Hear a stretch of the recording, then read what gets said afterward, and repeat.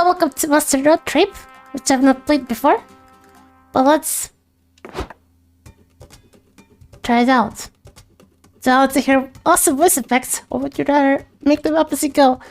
I think I want to hear the voices because I don't think I'll be able to voice everyone. We'll see.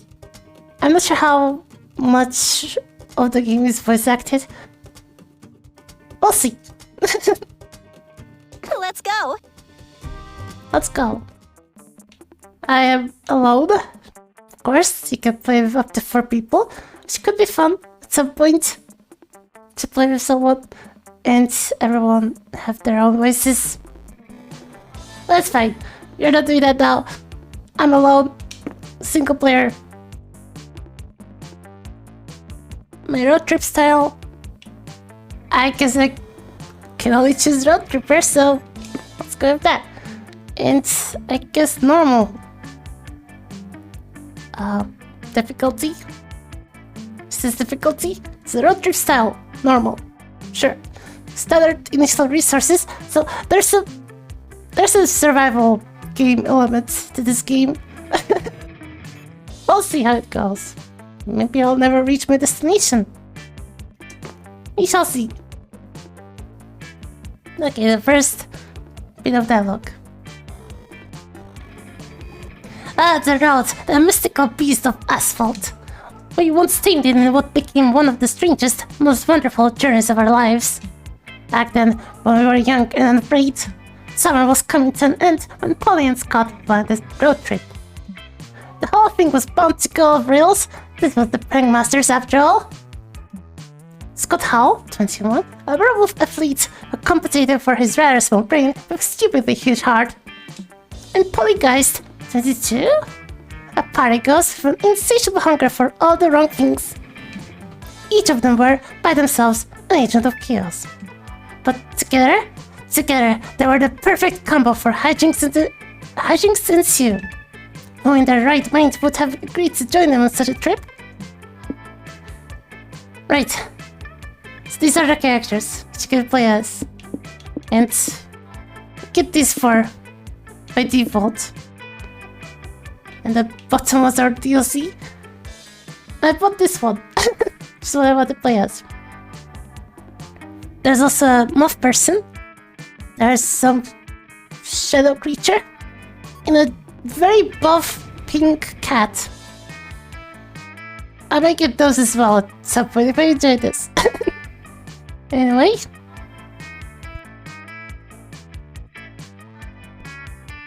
The fire one also seems pretty cool. They're all pretty cool in their own way, but I like this one the most. Yes, there's a move. I cannot check them out. It doesn't even let me talk at the icons. It's fine. Anyway, I wanted to be an older chower, so here we go. Name Zoe. Let's change that to Zoki, I guess. Custom name.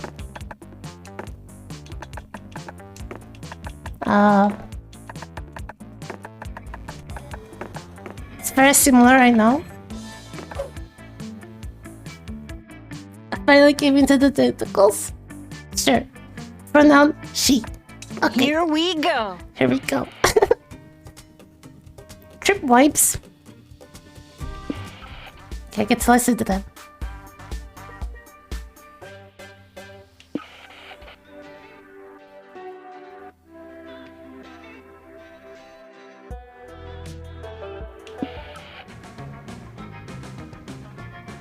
I cannot decide. Which one do you like the most?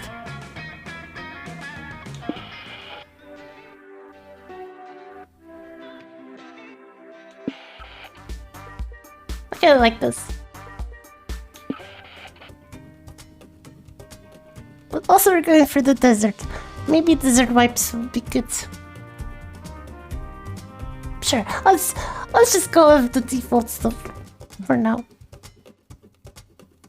Was the road trip a dangerous idea? Yes. Was it poorly planned? Yes. Did we do it anyway?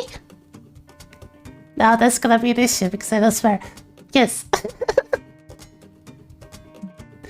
For at the end, we were young and unafraid, and we were ready to start. Let's win this thing! Yes, so we've got stats. Got hype, magic, mind, money, soul, and stamina. All the things you need on a road trip. It's very cowboy adventure sounds. Replace any words with monstrous words. So monster words. My brain doesn't work that quickly. So I get to choose if I want to go to Doom's Diner. Order something, keep it there, or go to the Dynast, which looks less dangerous. I don't think we have a reservation though.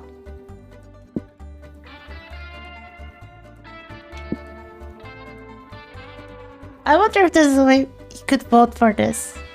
That'd be fun, I think. I don't think there's Switch integration though, sadly. Sure, let's go for the adventurous option to Doom's Diner. Cool, I can eat some fries. Well, by eat, I mean drink, and by fries, I mean vodka. Of course. You read about this diner in a listicle of the top 10 most cursed restaurants you should never ever visit. A breath of stale air. Obviously, you took that as a challenge. Seriously, after all the dark magic you've missed over the years, you think you can handle a diner? So, now that you're here, what do you do? Polly, I have a question. They do sometimes talk, but it doesn't help me. It's just a bit silly. What's the point? Polly, I needed to ask you, how do you road trip? It's okay, Scott. There's no shame in asking, Scott. Let me explain. All of us will share 6 essential resources, and we need to manage them wisely to keep this trip afloat. So we need to be careful, because the choices we make during the trip can affect these resources. And if one of them depletes completely, we can kiss this road trip goodbye. I get it. So our goal is to avoid running out of any resource and keep road tripping forever. No. The goal is to reach one of the 6 destinations every road trip leads to. I have this travel guide here that explains how each destination requires us to hoard a different resource. Interesting. You can check said guide whenever you want. Click on the destination tab to the right, or press E on the keyboard, or LB on the controller. There you'll find the requirements to reach a destination and win the game. Enough exposition, narrator voice inside our heads. We get it. Keep our resources far above 0 and hoard enough one resource to reach a destination. Let's go. Okay, LB. Right, I need 25 of one of the resources to get to one of the destinations. Shall we go for the magical one? Let's try to hoard magic. Sharing resources sounds like... Well, I guess if there's 4 of you, you just have to share. Or if there's more than 1. But it's just me, so I get to choose everything myself. And all the resources are amazing. So, don't have to share with anyone. I need magic.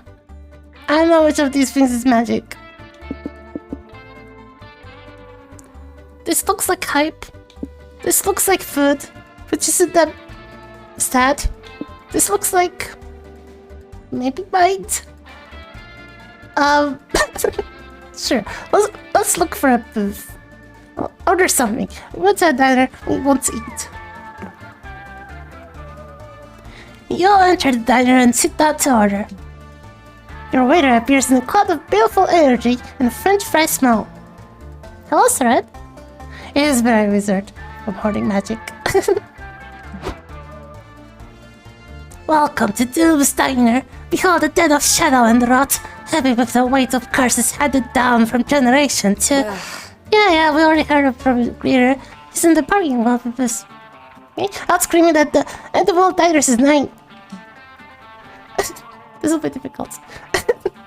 I mean, like, Dave doesn't work here. Oh, does he act like a consistent curse now? Nah, I took the wrong kind of shrooms. But this place can and will curse you. Even the menu items harbor dark, forbidden magic will permanently ruin you if you consume it.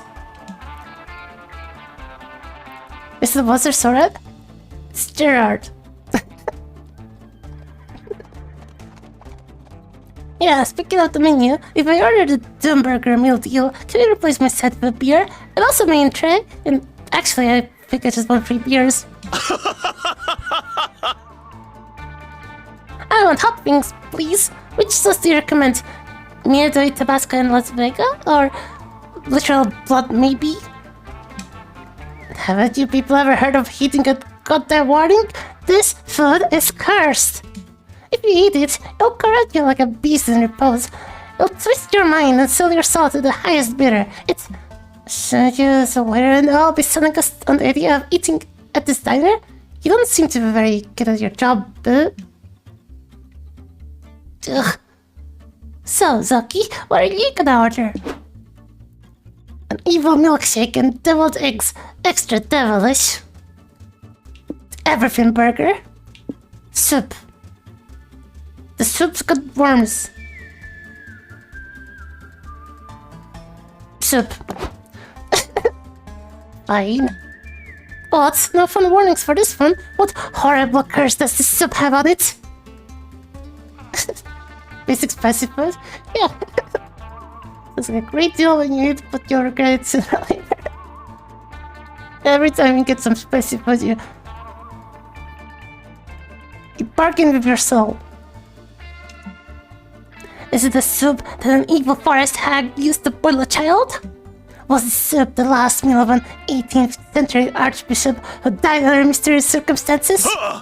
Will the soup turn Zoki's nostrils inside out when she inhales its delicious smell? Nah, it's just an onion soup. No! It's the worst of all! Oh, are the onions cursed at least? Nope. Well, that's kind of a letdown. Man, never was a critic. You lost many to hype with your lame soup, but it still tastes pretty good, so you gain +2 stamina. I have been defeated. I cannot continue. I think I'm ready. Right, what's next? I need to get magic. I need to get magic. Get a cheap motel or a lake? Which of them is magical? This is bad already. It's a very difficult game. Let's go to the lake. I don't think I want to go to a cheap motel.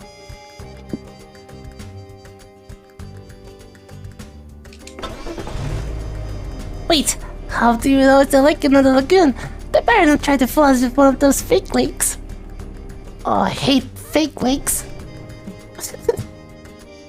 Yes, already in the lake. Well, I'll have to have one thrown at me, I guess. And be chosen as the monarch of this desert. Yeah, they always have magic swords. Right, if it doesn't have a magic sword, it's a lagoon. It's no system of government. Are you denying my destiny? Whatever.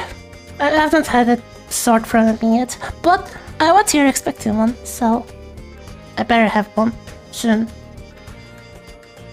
On a hot sunny day like this, a lake visit is the perfect way to beat the heat. No sharing!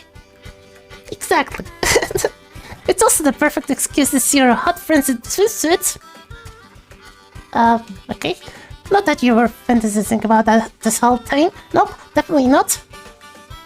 I wasn't. Anyway, what do you do now that you're here?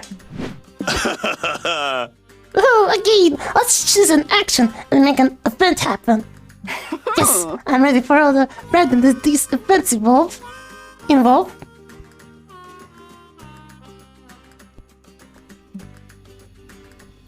Actually, Polly, I was checking this travel guide. It seems they aren't so random after all. Ha. Look, these different signs apparently refer to different types of events. The most common type of events are called exchange events. After making a choice in those, you'll always lose a resource and gain a resource no matter what. The trick is making the right choice, since they'll decide which resources are gained and lost.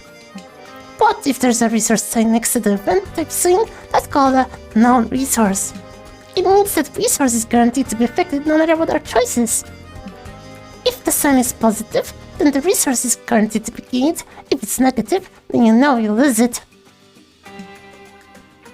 Like, for example, if we see an action with this sign, we know we'll lose money here. Our choice will only determine which resource we'll gain. That's not so bad.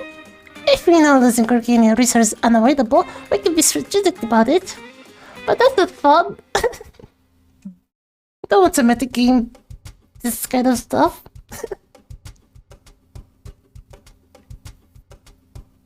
You could also just laugh instead of actually saying stuff. Yeah, it would make many things much easier. It also sounds very useful. Also, like too much pressure for fan favorite Polly to keep track of. So can we leave these decisions to you? Thanks. How does it go to drink beer? For their mouth, I guess. Right. I guess this gives me hype. I don't know what I can speak yet. And I guess I do need some hype. I don't want to lose all the hype. So let's go swimming. That's why we went to the lake. Maybe we'll find the sword in the lake while we go swimming. Maybe it's some sort of super telekinesis? It could be. How does a ghost wear on ghost clothes? Maybe she killed the socks beforehand? Yeah. The clothes are also dead. Probably. You're about to get in the water. When a loud whistle stops you in your tracks, it's the lifeguards. Hey, alongside the sea, what brings you guys to the lake? You want to go swimming? You can do that at the lake, right? Yeah. You sure can, brah. Only if you know how to swim safely. Huh. Okay, how do we do that? Is it a good time to mention? I Damn, don't we remember totally how to swim. forgot. Anyone got any ideas? I know you shouldn't eat beforehand. Move your arms and legs around. Avoid wearing heavy stuff that'll drag you down, like metal or stone. Huh. Oh, beans. I'm totally made of stone. Do you think that's why I lost my last job as lifeguard? That makes sense. It must be why I got fired too. I'm usually pretty stoned. But you guys are made of stone or metal, so you're safe, I think. Have fun out there. Huh? Are you sure that's all it takes? You haven't told us any actual tips on swimming safely yet. They're not real lifeguards, but they've got the uniforms. They're not fakes, they seem official. I'll trust them with my life.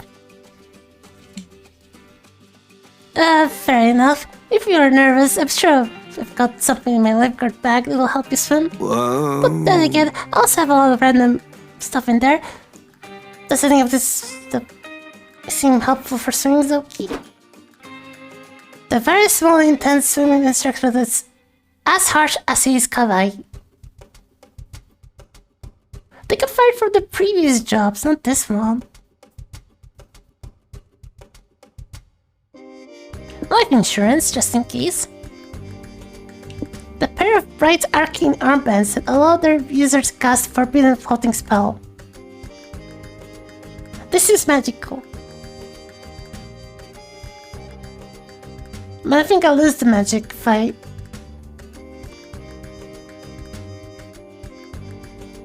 If I choose this, I lose magic because I'm supposed to gain hype and lose something.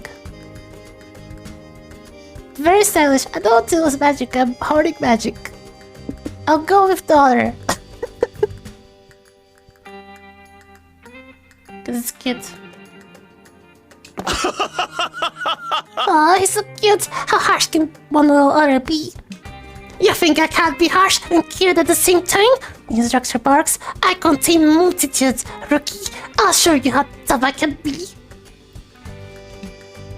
The swimming lessons are intense. Your practice kicking, paddling, diving, washing the sensei's car, peeling potatoes. It's all you need to swim. Okay, not to be that girl, but I don't see how preparing lunch is gonna help with swimming. Don't question me, rookie. Potato peeling is the best way to train your body for the water.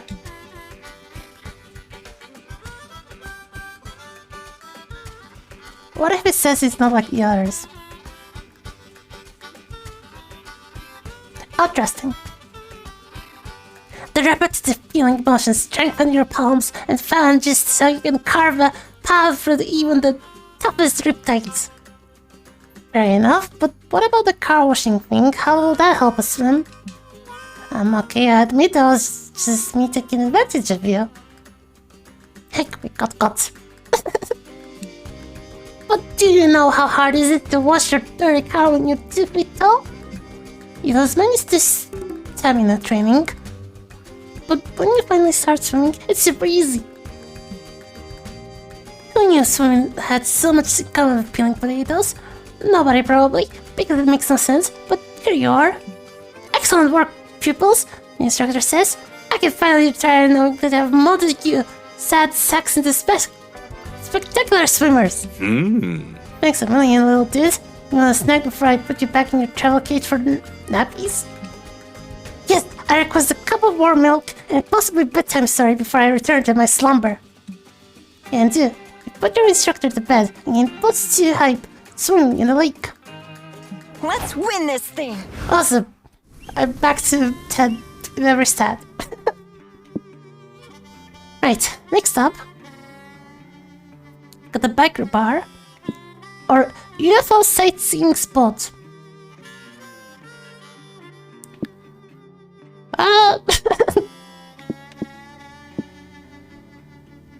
Which one gives me magic? It's like that what happens. None of my decisions have any bearing on anything. Bikers are cool. Let's go to the biker bar.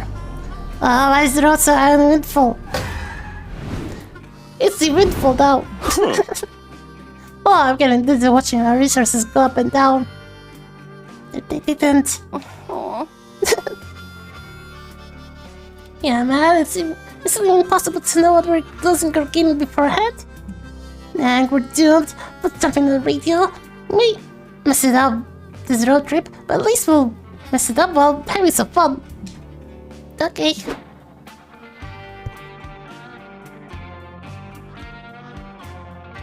Welcome to our humble radio show, where our guests give narratively convenient road trip tips. That's very convenient.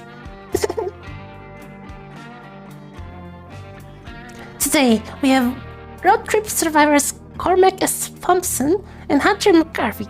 Guys, what can you share with our audience? Let me start by saying that the #1 cause of road trip related deaths is not properly understanding how to manage resources. Yes, the dreaded 6 most unexperienced road trippers think they behave in arbitrary ways, but that's simply not true.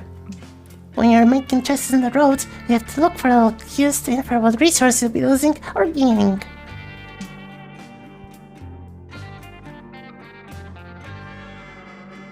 Money might be the easiest one. Are you buying or renting something? Money down. Hiring someone? Money down. Doing a job or selling something? Money up. But beware, sometimes a solution doesn't obviously involve buying something, but it involves using expensive stuff you may need to rent or buy. And what about magic? The mysterious substance that fuels our cars? I knew it. Magic is tricky because sometimes you'll need to use it for spells, summonings, and curses, but that'll mean lowering your magic and risking an empty fuel tank. And getting magic up can be quite hard. Like, you can find a gas station, or you may need to resort to performing sacrifices related to strange, powerful entities. You know, classic road trip stuff. Our time is up, fellas. Let's discuss the other resources in future episodes of everyone's favorite radio show, Convenient Exposition. Applause. Huh? Wow, that was stupidly convenient. Scott, did you take notes? Nope. Well, I hope Zoki did, at least. Otherwise, we're truly screwed. And not in the good way.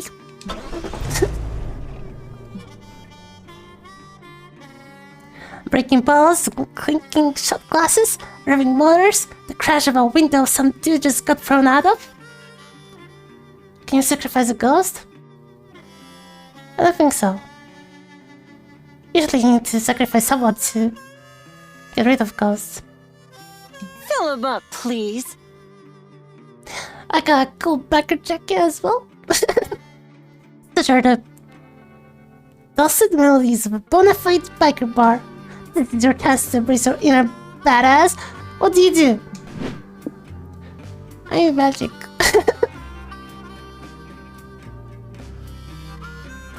Start a brawl, play some pool, grab some drinks. None of them seem magical. Play some pool, I guess. I'm terrible at it, but I don't mind playing some things when I get the chance to. You head over to the pool table to start a game, but find two legendary idiots already in the middle of a game when you get there. Alright, I'll sink the 6 in the top left corner pocket, which will knock the 7 into the 8 ball and ricochet them both into opposite pockets. They look amazing.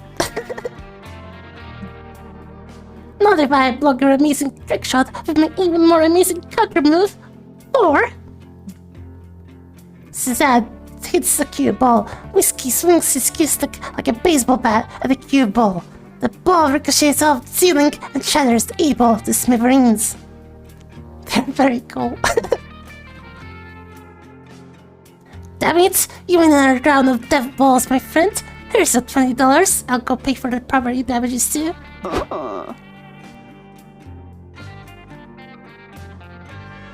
Death balls, huh?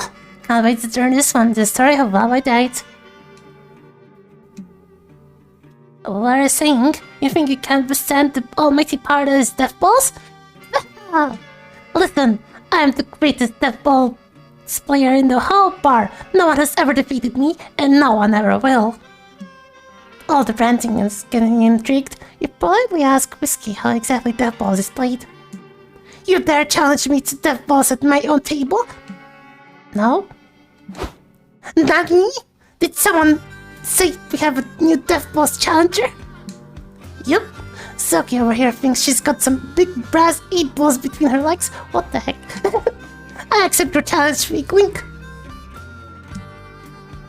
You challenge no one, nor do you know how this game is even played, but this is your life now, you guess.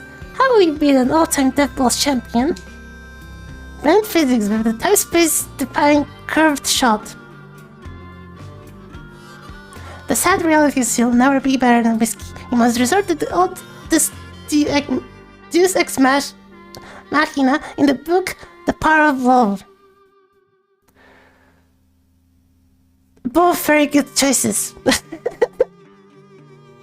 Rand physics with the time-space defying curved shot. In order to pull off a feat like this, you need to really concentrate. You close your eyes and focus your breath. In, out, in, out. When you open your eyes, the bar is gone. You're the sacred tribunal of the laws of physics. Here, the lords of time-space preside over a constant hearing of regular people pleading to break the laws of physics. The Raskov Empire has devastated my people for centuries. The Grand Defendant begs, if I could just part the Tusker Sea, we could escape them. The Lord's decree. Normal the noble, your intentions are pure, but your circumstances are not extreme enough to permit breaking the laws of physics. Next! The bailiff drags the normal away. You step up and say you'd like to break physics to win a game of billiards and look cool in front of your friends. The pursuit of coolness is indeed a noble task, says one lord. Yes, and billiards is known to be one of the coolest games ever created. Says another. I'm in. Are you guys serious? A first steps? Normal can't save his people, but we're going to allow physics to break for a fancy billiards trick shot? Well, maybe we would have voted to acquit normally if he had a fancy billiards trick shot to back up his argument. In a 4-3 vote, the Lord's vote to let you break the laws of physics to look cool in front of your friends. Way to abuse the system, champ!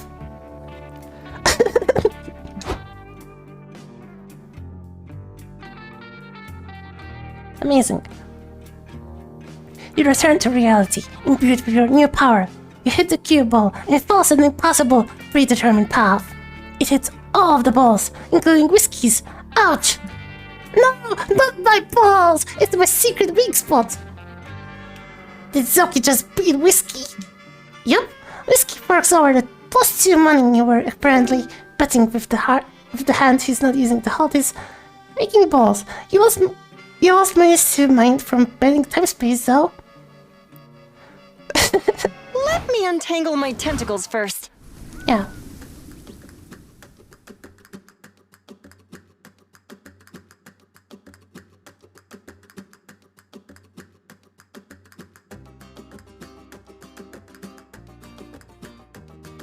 Everyone's cheating. What do you mean? There's a used car dealership, Mounds of Smiles, or the Gothic Manor. Let's go to the Gothic Manor. Ah, yes, the Gothic Manor, sister building to the lesser-known Evil Manor.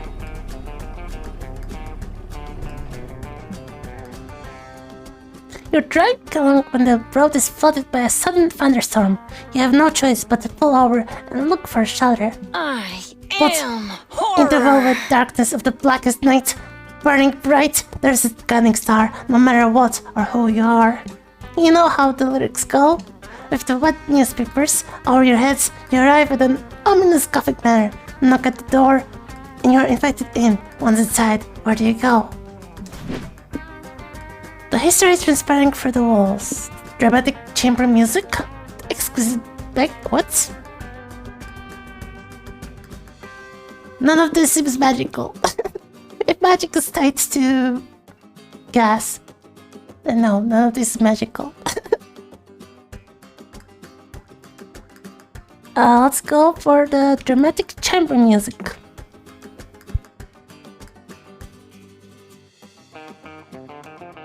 You follow the haunting music to a grand ballroom, where a cloaked figure in a white masquerade mask is playing the organ. He greets you. Oh, strangers, behold my tragedy. The operas I compose are only to be sung by the angel who has bestowed my heart. You also get magic for rituals and sacrificing people? Sure. Oh, sounds fat. Sounds saucy. Who's the lucky one? A beautiful singer of passionate mezzo-soprano voice who visits this manor every night to rehearse her mesmeric music. If only I was brave enough to ask her to become the star for my grand opera, but alas! Ah, she's here! Let's go, Zoki, let's go check this out. Maybe we can hook this right up with the mysterious lady. Copy that? Go to the entrance hall and see the organized muse entering the house. Yeah, turn up the music, turn up the organ, lay down the funky gothic beat.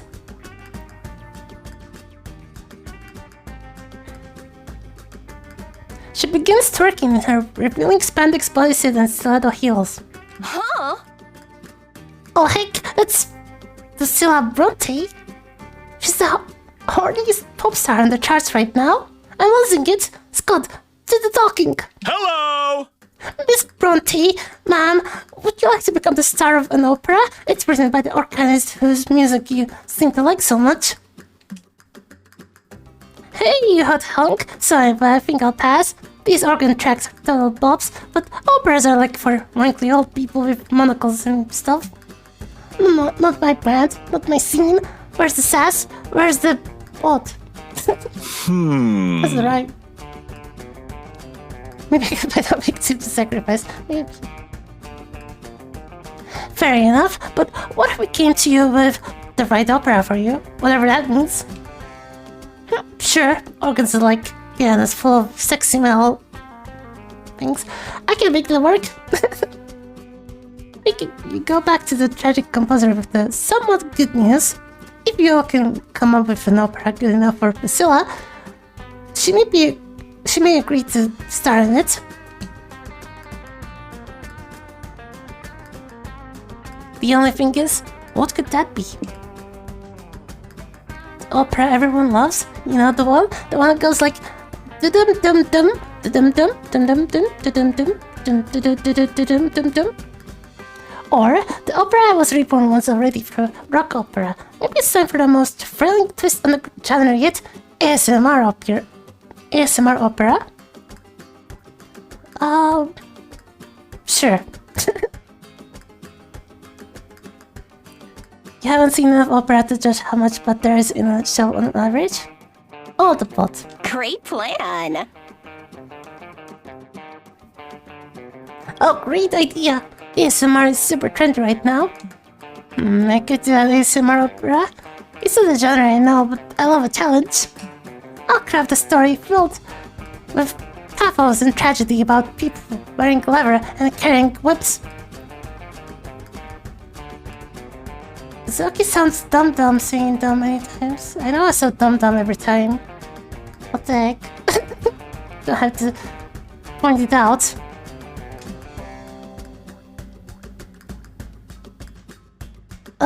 No. ASMR is like whispering and doing mouth sounds close to the microphone. Oh, mouth sounds? That sounds kinky. I mean, well, not all ASMR is kinky, but it's also used for relaxation, meditation, sometimes spiritualism.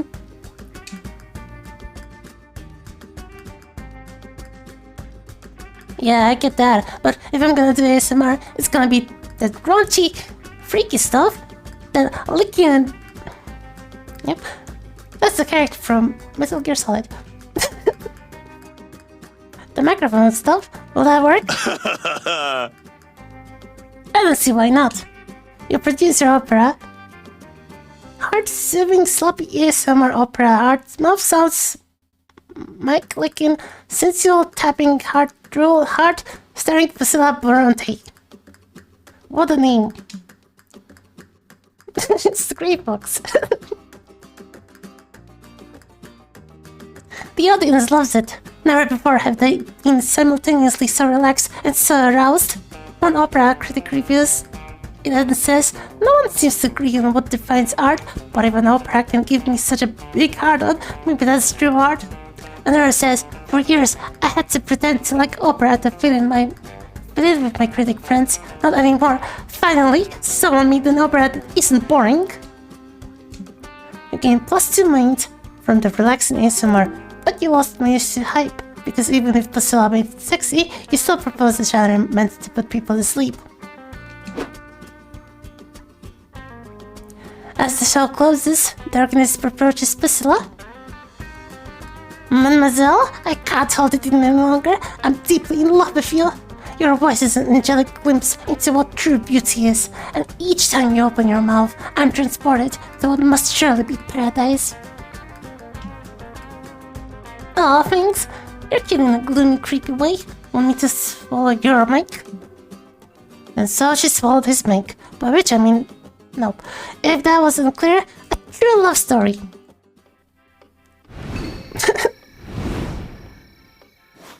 Let's choose wisely. I'm lucky I'm not big enough to worry about random people doing sound bits yet. There's always clips.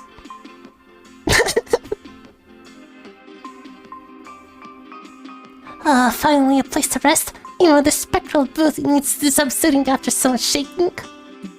The guide says there are several rest stops like this one. We should be able to reach one like once a week after visiting 4 locations or so. Let's go, Scott. That sounds good. Let's go chill on those benches, Scott.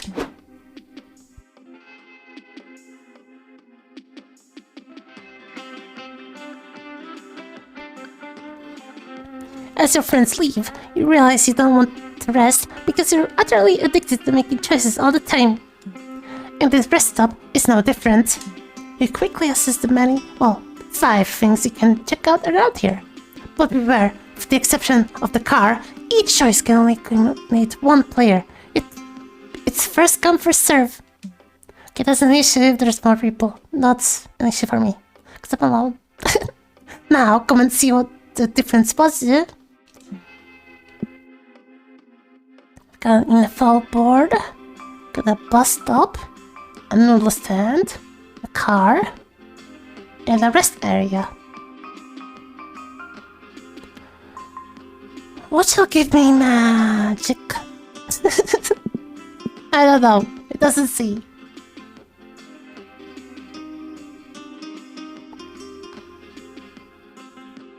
Let's go for the noodle treat, yeah.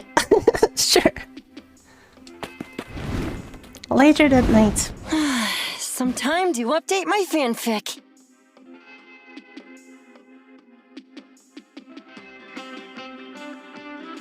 Welcome to the bartering stand, where you can barter with little trinkets and manage your resources a bit. Each trinket is tied to a resource. You lose the resource that tied to the trinket, you go away, and gain the resource tied to the trinket you take. Also, Noodles is here, but I don't know if that's a good thing. Okay, Noodles is a person. It's a noodle shop. Welcome to Noodle Noodle's Shop. Little Shop of Weirdness. Welcome to Noodle's Swap Shop, where friends get a discount and cups pay double. But you're neither of those things, so let's sell it for a regular price, yeah? Okay, I have a How to Roadtrip book, which is in the shape of a car. I love it. I got a postcard. We've got someone else's credit card.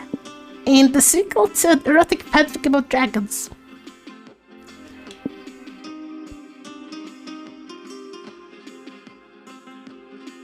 What do I want to trade?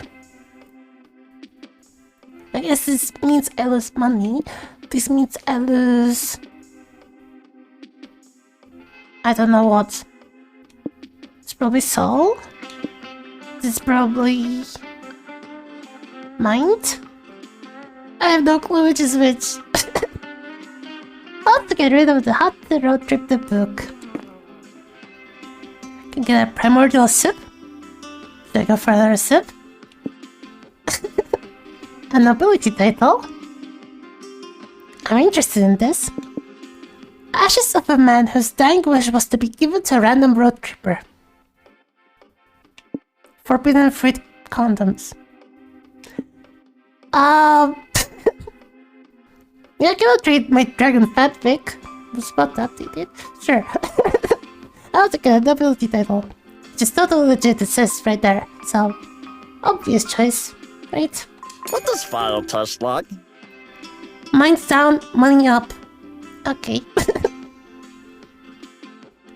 Great choice. Thanks for stopping by. I've seen you die. And remember, if I see you selling any of my products online, I'm not afraid to go back to jail. I think I'm being threatened.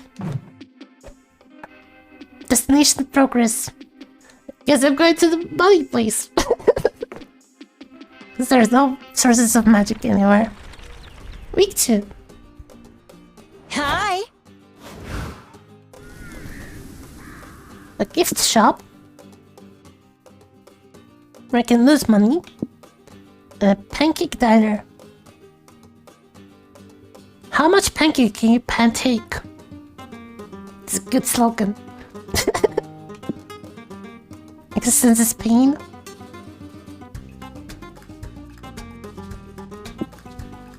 Money is a kind of magic. As if you can buy your magic. I want pancakes. Ollie, can I stick my head out of the car? Scott, this is a convertible. Your head is always out of the car. Wow!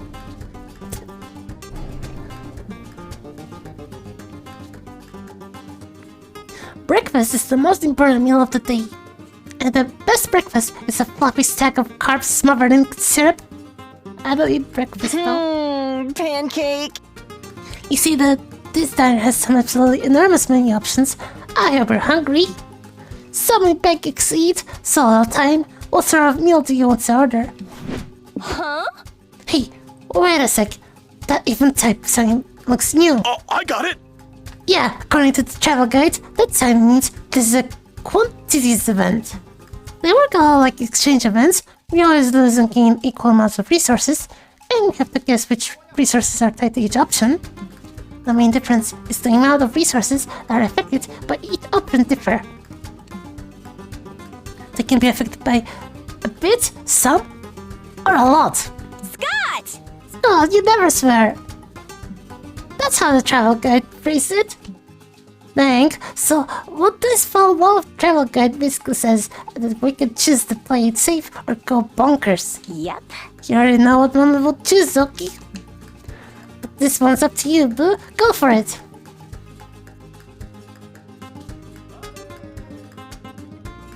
Just eat food like a regular person. I don't like the toilet sign on this one. Pancake eating contest. Eat the biggest meal. I think I'll just eat food like a regular person. It's the boring option, I know. I don't stuff myself with pancakes. I would fall sick on a road trip. Seems dangerous.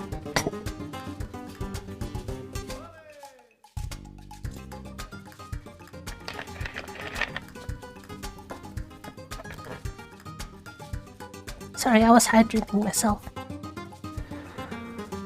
Yeah, let's just eat food like a regular person.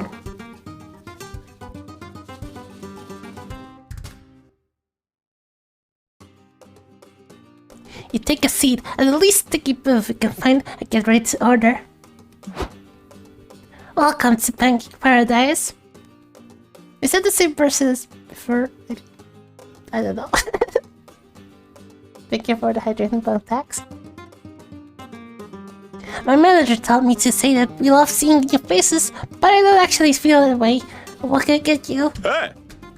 I want my pancakes medium rare with steak sauce, please. Can you get the chef to crush up the spill in the batter?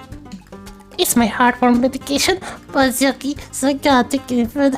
Also, don't tell me you're gonna put it in there, I won't eat it. Oh. I'll have a nice tea. Can you sprinkle the spill in it? It's for, what, worms? Yeah, let's go with that.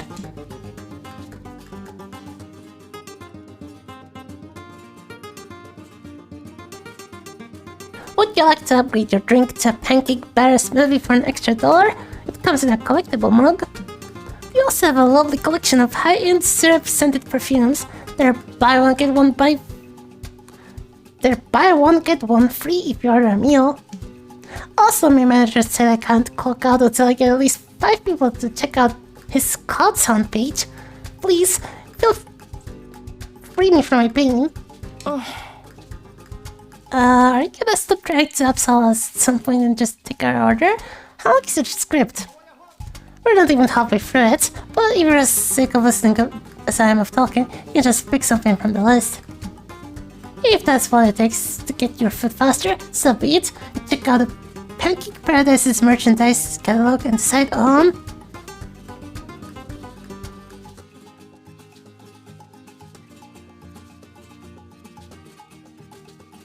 some sexy breakfast lingerie, a fake ID of a brand new identity as one of our pancake lords, the pancake song on cassette,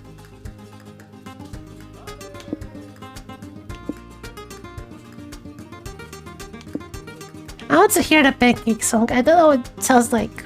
If I knew, I'd maybe go for this if it was good. Let's go with the ideas the pancake lord.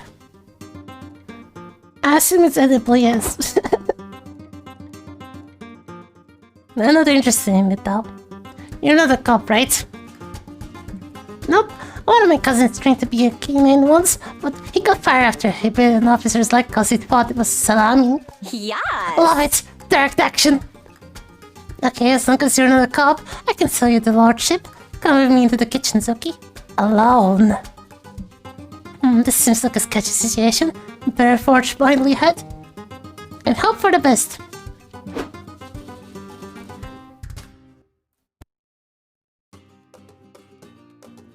A pizza girl brings you to her manager in the kitchen. He's wearing a pimp coat and a fedora with pancake brim. This is the new kid? He asked the waitress. You sure she's got what it takes to be a pancake lord? Don't worry, she already paid me -2 money. Oh, swell, you do have what it takes. Welcome to the Pancake Lord's reward program, kid. Here's your new ID. Show it each time you visit Pancake Paradise, and I'll give you a sticker.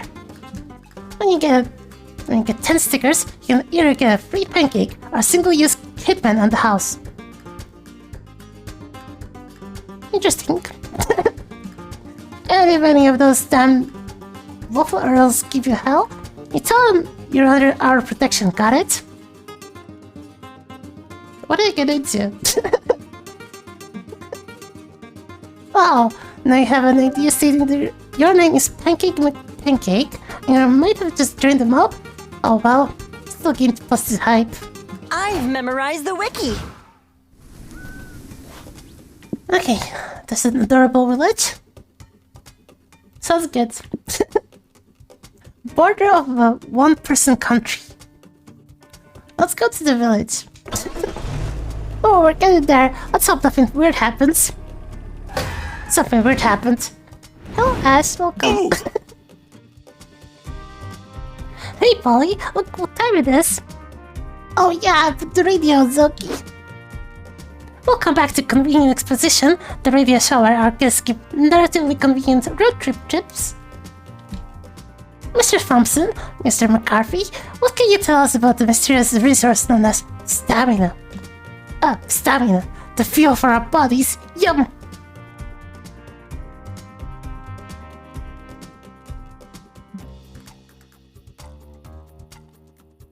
Getting stamina up is simple. Eat stuff, stay hydrated, get some rest. This is important since arduous activities, such as exercising or having intercourse, will eat up your stamina. Good to know. Throwing your food away or using it in ways that don't involve eating it will also lower your stamina. Cormac, something you said about stamina reminded me of mind. It takes an experienced road tripper to differentiate how resting raises your stamina, but relaxing raises your mind. You're spot on, Hunter. A strong, relaxed mind can save you from succumbing to road madness, and what this day, I suspect, is an ancient deity preying on mortals' psyches. Relaxing and finding enlightenment will keep your mind up, and so strengthening your brain by learning new things. But if you overtax your brain, you may actually risk lowering your mind. Anything that strains your brain can result in mind loss, from trying to comprehend the incomprehensible to getting in anxiety-inducing situations. You betcha, says the radio host, even thinking a lot for too long, like myself after this very edifying termination, which is why we'll stop this episode right here. Cormac S. Thompson and Hunter McCarthy, everyone. Applause. Thompson and McCarthy, am I right? No, I have no idea what you mean by that, Scott. Me neither, Polly. Me neither. Good. Wow, what a cute little village. All the inhabitants are adorable animals.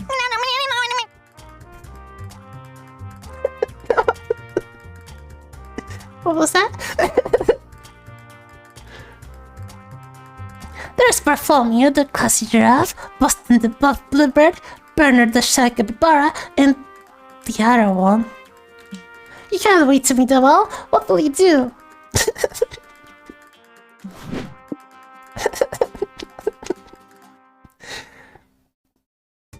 Catch bugs to get money. Attend a town hall meeting to gain soul? Decorate the neighbor's house to gain soul?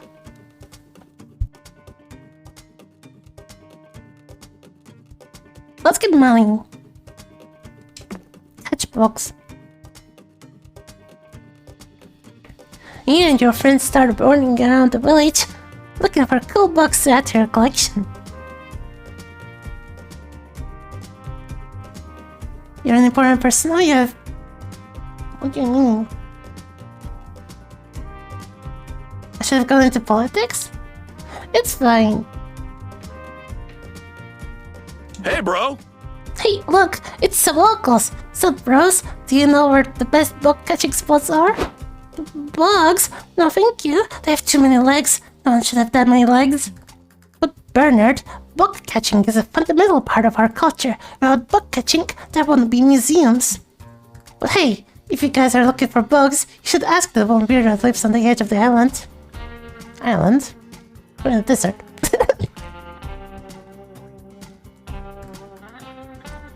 Have a noble title and test the pancake mob. That's fine. I'm assuming this whole village is their protection of the mob. Oh damn, they're too creepy. You mean creeper and bugs. You mean me? Ah, how long have you been standing there? 2 weeks. Hey! Hello, I'm Scott. You're all little friends here. Not friends. Mentioned, you know about bugs. We're trying to catch some. There are some woods at the east end of the island. They're great for bug catching and corpse burying. I actually needed to go there. Oh, you're catching bugs too? No. I love bugs though. If you catch anything especially special, I'll be down to give you some money in exchange. Is that Chippy? Could be Chippy. Oh, I love me some good money, so cut us in, you little weirdo. And so you end up in the woods looking for a good bug for the little weirdo. Question is, what bug will you try to catch? Catch a tapeworm? At your own risk? No, I don't think I want to. Catch a bug. Like a outright game bug. Sure, that could be fun. Zoki, are you sure this is a good idea? Nope, but there's only one way to find out. Get a net and go chasing the bugs in the game's source code. What could go wrong? Help! Ah! Well... It hurts! Okay. Is it over? My soul feels weird. No way, Do Boo! not to do that ever again. Well, he makes a good point. You'll have lost minus to mind after messing with your reality source code. But hey, you got a bug. My new friends have returned. Do you have bugs for me? Yikes! Yeah, we found one, alright. It's in this box. Stick it and never show it to us again. They happily open the box to look at their new prize. Oh. I love it! The cute little weirdo gives you a big hug, which feels like what you can only describe as falling into a vat of TV static, and pays you +2 money. Hope it was worth it. Yeah, it was worth it. Let's win this thing!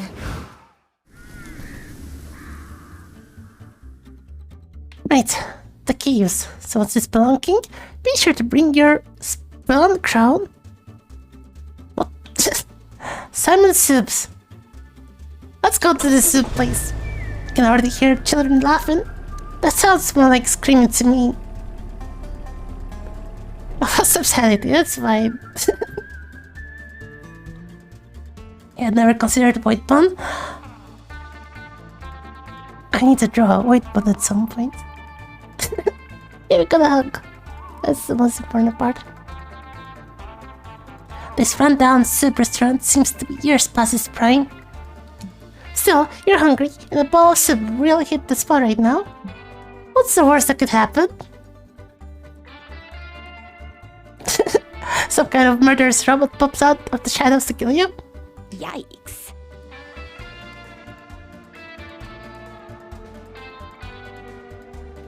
Nah, that's way too unlikely and really specific to happen. So, what do you want to do at Salmon Soup? Soups. Eat soup. Celebrate your birthday? It's not my birthday. Work the night shift. Which one gives me magic? There's no sources of magic in the whole thing. Work the night shift, sure. You just go to a random restaurant for lunch and you work the night shift and carry on in the afternoon. How does that work?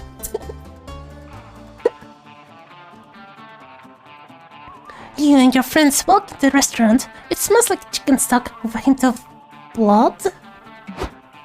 Welcome to Simon's Soups, where the broth of childhood and the vegetables of imagination are stirred together to create unforgettable magic. It's the same person.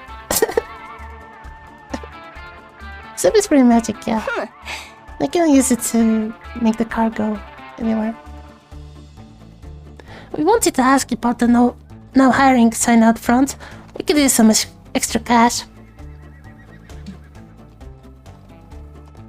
You're interested in the night guard position? Sure, you're hired. Oh, that's it? No interview? Please? Yeah, trust me, we're desperate. You just gotta sign a waiver first. Forfeiting your rights to C7 subs if a subfield animatronic murder happens during your shift. Oh, could you maybe tell me more about these subfield murders before I make a snap judgment on that? Sure, Simon Subs was founded in the 1980s by a guy named Simon Shafton. He was a roboticist and a children's entertainment genius. He also really loved soup and was honestly kind of upset about it. Shafton designed the animatronics to carry out his aggressive soup agenda, meaning they do weird stuff sometimes. The company got bought out a few years ago, and the new management reprogrammed the animatronics for the most part, but they still sometimes malfunction after dark, hence the waiver.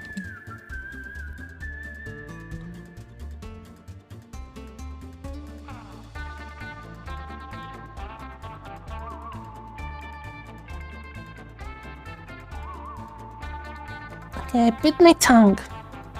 And now I can taste blood. So, I'm getting the very immersive experience now. Heck. Anyway, the job's yours if you want it. You'll basically take anybody. How many nights can I put you down for? Maybe just work one night? Maybe when you said work, you sort of meant fool around, not like actual working. And now this animatronic still used to be murderers. One night sounds like enough nights. Get a full experience, 6 nights with Simons? Let's do one normal night. You and your friends show up for your shift later at night. Oh. I'm scared, bros. What if the animatronic explodes in the soup? I don't want to be killed. Surprise! Huh? Whoa! How long have you been lurking around the corner? Long enough to overhear that you think we want to peel the soft, tender flesh from your bones and make you into a delicious cream of night guard soup. Well, the way you phrase that is not using our bodies. Be not afraid, children. We are 38.6% harmless. Initiating calming melody every soup in the alphabetical order that have tape 1 of 6. Oh god, you're not going to go through all 6 tips, are you? Gather out, pals. It's time for semester. Just break out your favorite song. Listen every single sip. And for a quick cotta, the traditional Italian dish is for borscht, which can be eaten hot or cold. Delish. Yep, got it. You can stop now. C is for chicken noodle, which is great for carrying a cold. E is for dashi, a cup stuck with America's old. Lame. This song has gotten extremely old. Seriously, just go back to your stage and... E is for escudella, a beloved Catalan stew. You eat it during the holidays. And F is for... What? Nope. Stop listing subs! Stop listing subs! I would literally rather get murdered than listen to the song. You asked for it. 7, give me my little shank. Little shank, I guess. Oh gosh. It's a good thing Polly is your least murderable friend. You can see why this job is still hiring though. You lost -2 minds. Oh no, I'm losing mind quickly. Listening to the animatronics list subs and chase you with sharpened ladles all night long, but at least you make +2 money. I've memorized I guess the I wiki. could down the money route. I need mind. I'm losing mind quickly. You wonder who's your least murderable friend? I guess the ghost, whichever friend is the ghost. I need to drink something because... blood.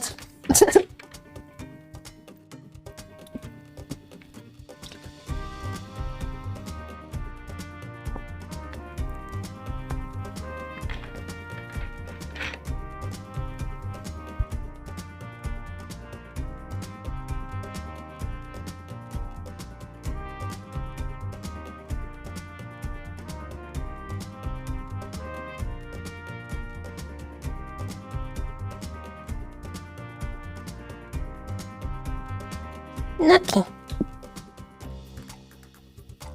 So we got a rape in the desert for a LARP. LARP is for nerds, I'll go there. Isn't it cool how nothing ever happens on the road? Heck, something happened. Scott! Scott, turn the radio on. Convenient exposition has started already. We can't miss it.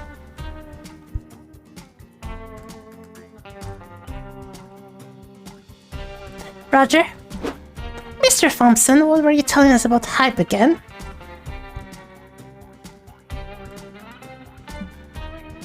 Yes, let me repeat. Anything that makes you rejoice to your car will get your hype up.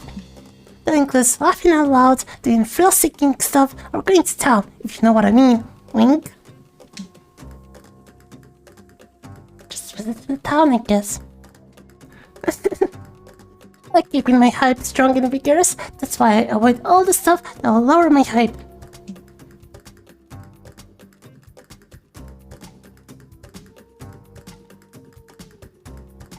Like doing boring stuff, mingling with dull or annoying people, or choosing mundane solutions over epic ones. Amen! Speaking of boring stuff, you know what else is boring? Being a good person. But sometimes you need to be if you want to keep your soul up.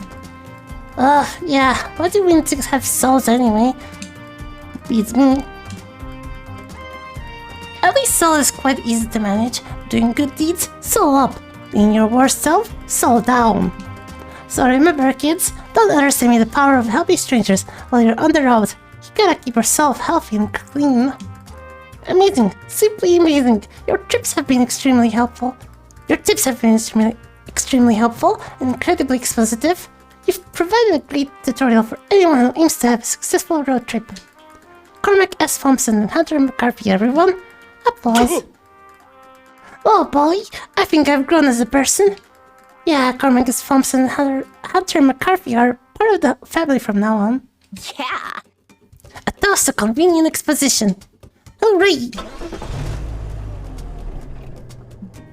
Wow, this LARP is growing with humans. Real, actual humans. That's weird. This must be one of those areas where the dimensional fabric between the human and monster realms is starting to tear. Strangely, the humans aren't screaming or grabbing pitchforks, which goes against all you know about their thoughts on monsters. Stay still, Scott! I love their costumes. They must think you're fellow humans, dressed up for the LARP. Fine by you. Your ignorance is your bliss. Since you're here, what LARP activity are you interested in trying? PvP, GM, and PC.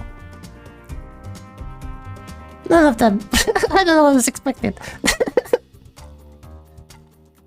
Not the GM.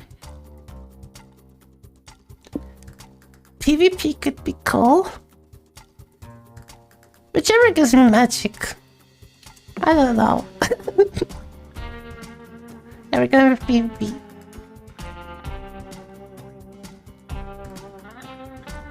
You're at the LARP working up the courage to order a whole leg of mutton when Scott runs up to you excitedly. Polly, listen. Polly, the LARP organizers said they're doing a scavenger hunt. Whoever finds the one bracelet to rule most things wins a prize.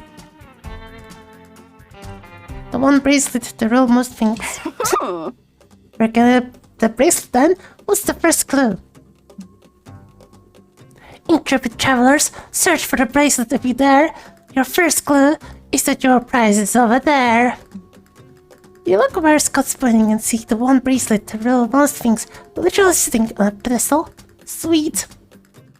You rush to grab it, but some punk human grabs it at the same time. They look cool. I wrote some fancy here. It's too late, villains. We found the bracelet first. I invoke your honor to give us our prize fair and square. What?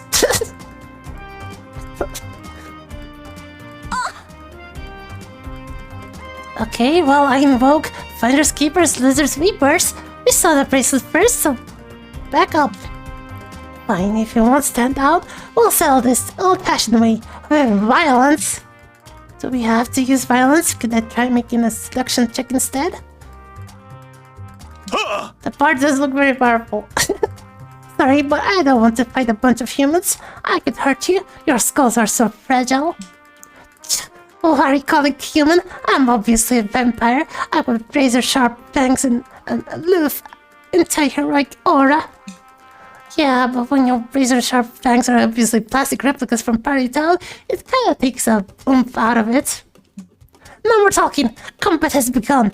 We've chosen our champion. Who will be yours? The sassy alchemist or the buff ant?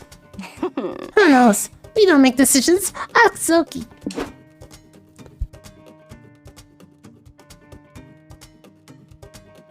Only the potion maker, the showstopper, the brave taker, the harbinger of chaos. Scott, the good boy, he has good intentions in apples, maybe?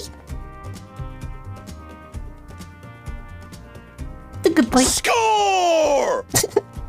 Ooh, that mean coach! I'll win with the power of love and a well-balanced diet. Tremble, evildoer, before my song of despair. The bard plays a melody. The only despairing thing about it is how untuned her lute is. Nice song. Can I sing one I like now? How much is the doggy in the window? I don't want that song. Stop that! She's playing a song of despair. The rules say you're supposed to fall into nightmarish sleep. Oh, sorry. I didn't mean to break the rules. I'll be a good boy next time. But just out of curiosity, do you know any songs that aren't about despair? I do actually. No one ever lets me play what I want to play. Anyway, here's Wonderwall. So, that song is completely wrong for this medieval fantasy setting. You're supposed to be kicking your foe's butt, not serenading him. But all we ever do is fight people. I'm tired of it. I became Bart in suffering with art and to get laid. You guys never let me get laid. I'm the best boy. Yeah, let's not fight. Good boys don't fight. Maybe we can just share some apples and have a song fight instead of a fight. Yes, Battle of the Bands. It's got in the bard playing more music and game plus the soul, solving things peacefully, but you lose means to stamina. Sharing Scott's apples. Oh no. Let's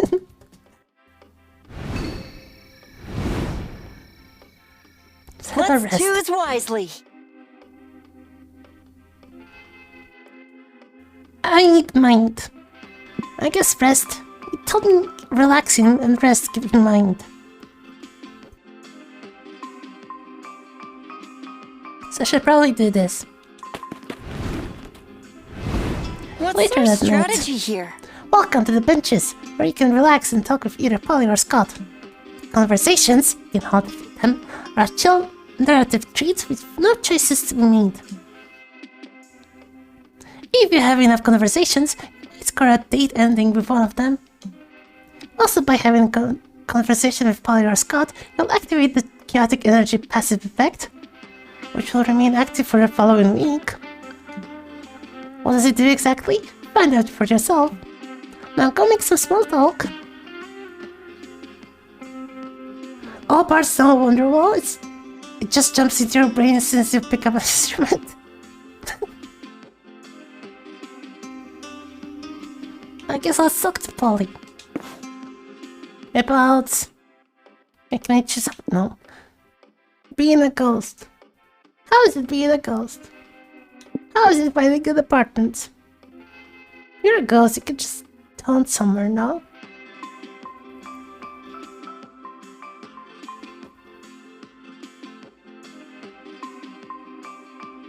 Let's talk about being a ghost. Being a ghost rules. Good. Not only can you go through your afterlife way less limitations, but it also makes you think. Like, life? Afterlife? How does it even work? Some people are born ghosts, and other people, like me, are dead ghosts. We surely don't abide by the same rules as corporeal creatures, but there are rules nonetheless. Oh, Oh, weird ghost rules. Huh? Yes, we're not exactly moral, but as I've learned, we're not immortal either. How that works is still a mystery to me. Same here. Like, some ghosts age, some don't, some do stuff, some do but at different paces. It's weird. And some ghosts definitely cease to be. But that's far from the end of it. what? How so? We keep transforming and transitioning in very different ways, again and again. So who knows, tomorrow I might not be here anymore. But maybe I'll become something else, something new. I may be stardust, I may be flesh, once again, I may be a warm, distant memory, I may be a line in a song. She sits in silence, looking at the stars, as she grabs her hand. Maybe a bit in awe, maybe a bit in fear. Chaotic energy, wherever the prank masters go, hijinks ensue. Can you handle the consequences of their mess? Next week, all resource gains and losses from events are increased by 1. Heck, that's quite a lot. I should not lose more mind. I need 9 more money. I've had 0 changes to my magic. I decided to go for magic. I cannot go for magic because I'll go for money. Oh, okay. It's fine. I can get 9 money somehow. I think I'm ready. Especially if I get free changes. Also, I didn't get any mind from relaxation. Heck! A regular remote soul? Mer Kingdom Outpost? Oh, Mer Kingdom, as in the Mermaid's Kingdom.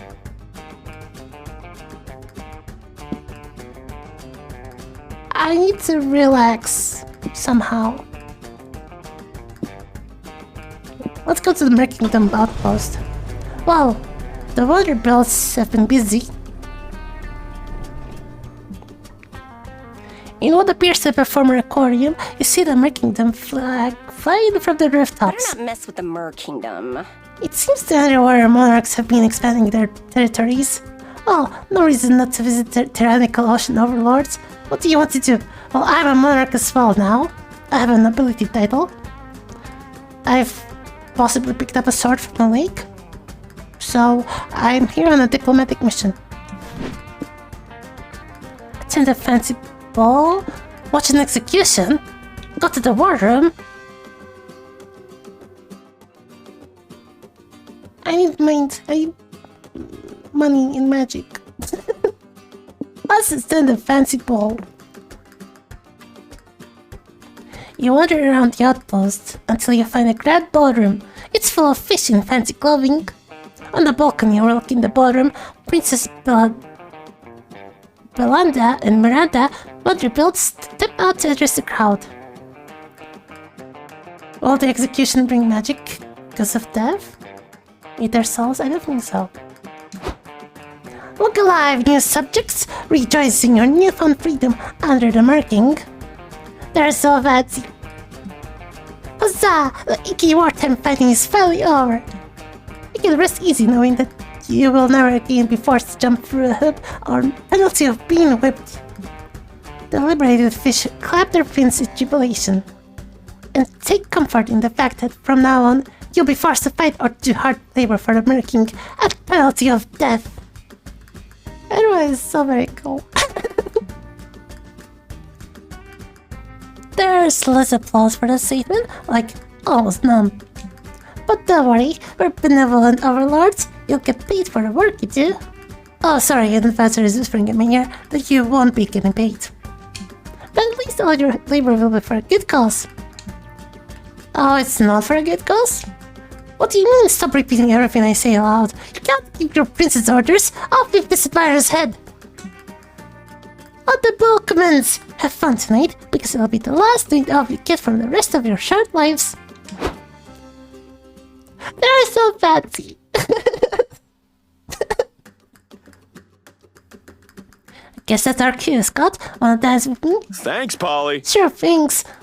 Who are you gonna ask to dance, Zoki?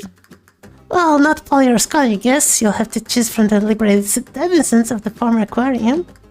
Your ballroom dancing partner will pretty much set the tone for your entire night, so choose wisely.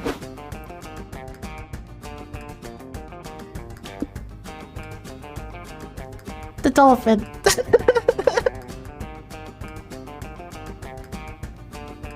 They're also very cool. Trained dolphin dancer who's ready to tear up the dance floor in celebration of his recent freedom.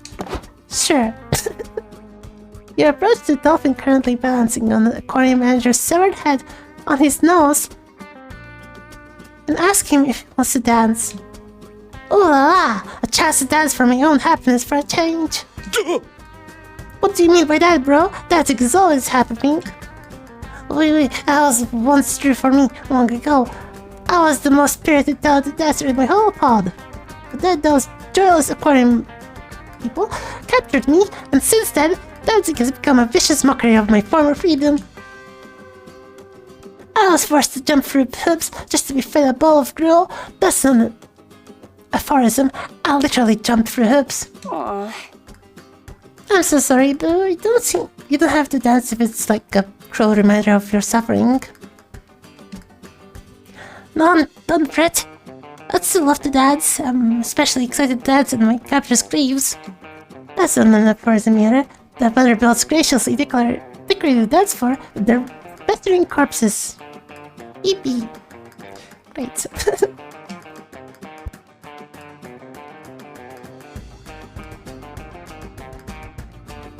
You and Philip are morbidly danced the night away.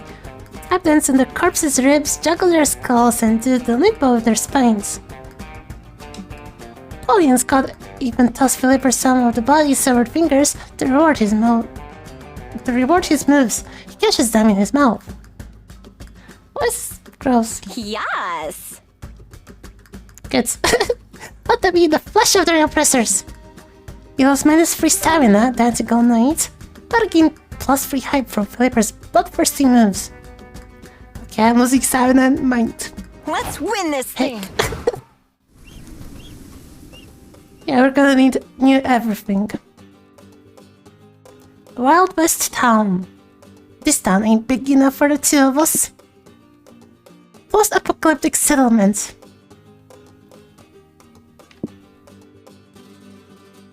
This one might give me magic. Okay, I don't care about magic anymore, but it might give me magic. I think I swallowed a mosquito. Remember to suppress your gag reflex, Scott? What? Welcome to the land of 6-shooters, outlaws, wild stallions, and 10-gallon hats. How's it crawling?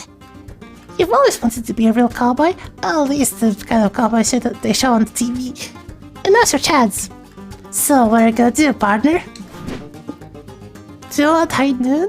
Which gives me magic, I guess. Because it's got the fuel canister thing. But I cannot lose more might. This loses soul? Which I don't care much about. Visit the horses? Let's go visit the horses. You decide to visit the horse stables. You're always down to see some cute animals and indulge your inner horse girl. Polly, listen. Look, Polly, this one likes me. You can see in his eyes that he really loves my head pats. Totally. You can always tell what a horse is thinking when you look into its eyes. There are big derpy windows into the stall. Like, I can tell this one really wants a bite of my pocket. Do you smell the ketamine? Just smell the ketamine cookies in there, big guy. What's your horse thinking, Silky? Nothing. Head is empty. You look into the eyes of the horse you're petting. At first you don't see anything, so you really squint. And then you can envision the horse's wants, its desires, the things it craves most in the world. And it craves violence, arson, bloodshed, so much bloodshed. Do it, Silky. The horse says with its eyes, burn down the world, commit tax fraud, it is our destiny. Oh gosh. Well, what's your horse saying, bro? Why are you still standing there? The horse's eyes demand, Why haven't you committed tax fraud yet? As your horse overlord, I command you! What's wrong, Zoki? You won't deny this adorable horsey with innocent desires by staying silent, will you? Crap, you don't want to let your friends down, but doesn't mean you need to do the horse's bidding. You decided to chalk up the horse's disturbing demands to your own weird, intrusive thoughts and just pat its stomach head. Do the horse's bidding. Pledge yourself to your new horse overlord and do whatever he demands until the end of your days.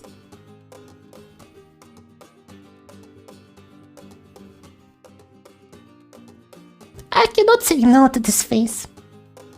I have to do this. Right? Heck it, you hated being in charge of your own life and decisions anyway. Might as well turn over your autonomy to a horse. Not sure I wanted to go that much into it. No words are spoken, but the covenant is complete. You stare into its eyes and send your mind, body, and soul over to this horse. What? Polly, does Zoki seem like a husk of her former self to you?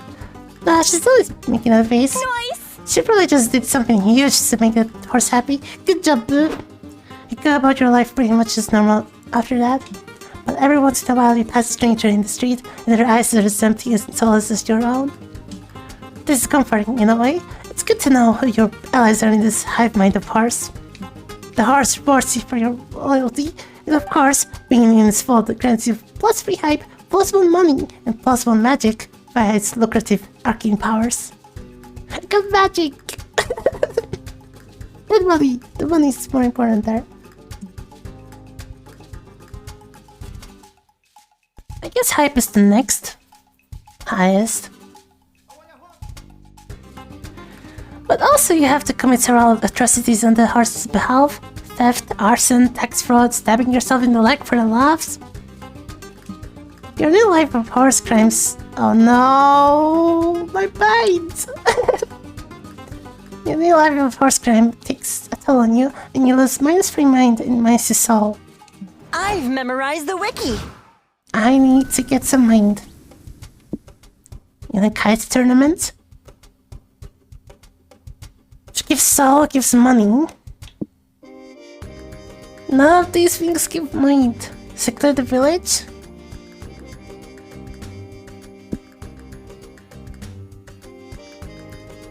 I don't know.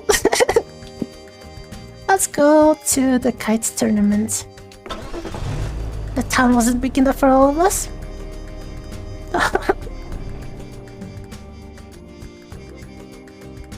This tournament is serious business. Competitors from all walks of life have trained hard for this. You've got prodigies from kite-flying clans, kite-flying gurus, a fleet of ancient kite-flying techniques.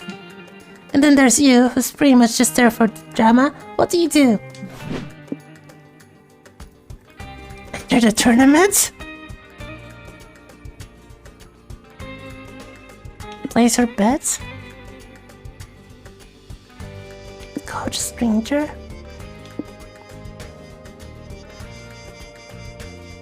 Mind bears are great pain dolls. I have 1 mind. Please make bets, let's get money. It's about a half hour before the tournament starts, and you find the crowd secretively placing bets on who they think will win. Hiya! Hey strangers, I'm looking to get into the underground gambling scene. Who's everybody betting on? I'm putting my money on Chio, the lonesome kite, says one gambler. He's a master swordsman. What does being a swordsman have to do with being a good kite flyer? Actually, both sports require you to train your fluidity, aerodynamicism, precise motions, pose holding, upper arm strength. Oh, Scott, you truly are the sports expert here. Should I put my money on Chio then? Wait, you wanna gamble? Isn't betting on a sports tournament illegal? Oh, you believe me if I said no? Sure. Then it's not. Okay, well I wouldn't bet on Chio. If I had to pick, I would narrow it down to these 2 competitors. I'd say one of them will win the tournament for sure. Nice! Sweet, let's bet on Very fancy. The Kite Knight, valiant kite hero, favorite of the masses, predictable winner of all this. Or FJ, the bastard who literally controls mind. Cheating is just a shortcut to winning. Let's go with the Kite Knight. They look cool. Yeah, it's obvious choice. Tournament starts and the Kite Knight takes the stage and addresses the crowd. I dedicate my competition today to my mother. If I win, I'll use my prize money to pay for her life-saving medical procedures. Go, team! Go, Kite Knight! Your plucky optimism and tragic backstory tug on my heartstrings and make you easy to root for. Unfortunately, the Kite Knight is spared to fight her sore nemesis, the Kite Nightmare. Oh no! So we meet again, Kite Nightmare. I know we've been kite flying rivals ever since we were kids, but I hope we can put that behind us. Of course, I promise a fair fight with no sudden betrayals, said Kite Nightmare while crossing his fingers behind his back. 5 minutes later, Kite Nightmare, you fiend! How dare you sabotage my kite right before the big match? No, there's no way Kite Knight can win now. Wait, is that Mom? You put off your life-saving surgery to see my big match? I wouldn't miss it for the world, dear. I even brought you your childhood kite for good luck. That's great. I can use my old kite to compete and still have a chance to win this thing. Hooray! What a warm, wholesome solution to these insurmountable odds. To the surprise of nobody who understands how narrative works, Kite Knight uses the power of family or whatever to fly her new kites to victory. Use -3 hype for betting on the most predictable winner, but hey, she won, so you win +3 money. Awesome. Let's win this thing! I can lose hype, I don't mind. The Desert Foods, which is a weird landmark. The heart and soul of the desert. Good. Or the Sorry, what did I want to say? The Business Summit. Join capitalism's finest. Get money or money? I think I want money. I'm going for money. Wait, they're saying stuff. We could get some peace of mind. I need some mind.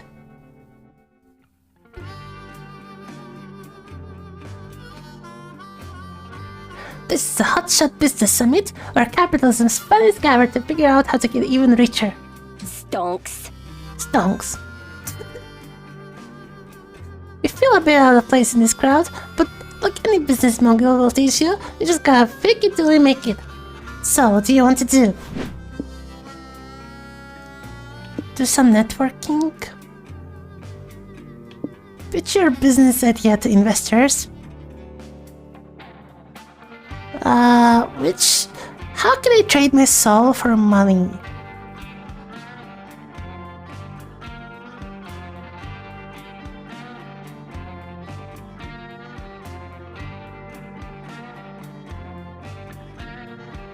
It's networking? Okay.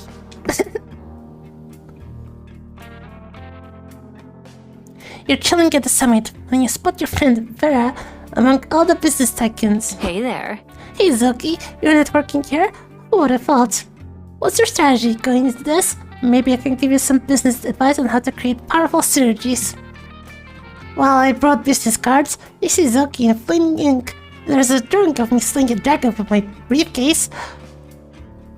I want business cards like that. I would have anyone to give them to, but that'd be cool. Really? Seriously? Your stupid deal isn't gonna get you anywhere. Hey, cool business cards, a drunk businessman says suddenly. Listen, I got a good feeling about you. Wanna be an executive supervisor in my company? Having ideas for dummies, people who have ideas are never the ones who make money on the ideas, get connections, and can't fail. Maybe. Not bad. Okay, fine, I gotta admit, not bad, but don't stop there. Use this new position to leverage yourself into a better one, and don't be afraid to play dirty. Okay, you put your resume and show it to the department head of this company.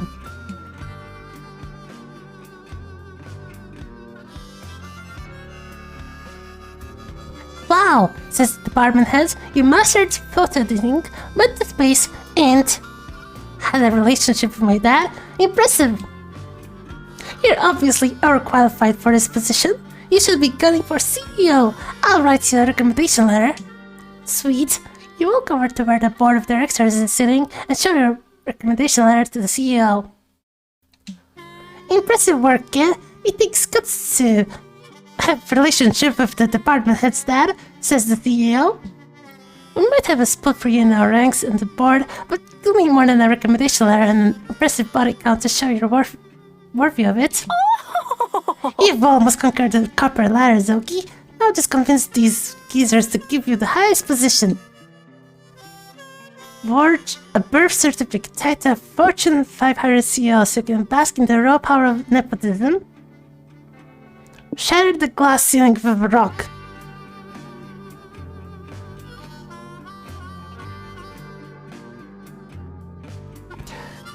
What's not gonna cost me mind? I think shattering the glass ceiling with a rock should not cost mind. We'll see. It's random. It feels random. It has no connection. It's just stamina. That's fine. I still have 2 stamina. I can't lose any more of that either. Using -3 stamina, you check your bedrock at the convention center's glass ceiling. You'll miss Jeffrey, the geode, but his sacrifice was noble. Ew. Vandalism? That's your big plan? God, Zoki, you're an idiot. I know. The board members stare in shock as the glass rains down. Then they start applauding. Bravo! Brava! They cheer. What an empowering message. This display will be great PR for us. What? What empowering message? Oh, Zoki, they was destroying some property. Yeah, it was awesome. But more importantly, it was performative. Someone tell an intern to contact the presses and tell them our new chairwoman just shattered our glass ceiling. Really? Wait, really? Is there good to hire more women and other minorities from now on? God, no. We're missing the performative part, sweet cheeks. Gosh. Doing these publicity stunts boosts the public's opinion of us without us having to actually do anything to better ourselves or our company. It's a win-win.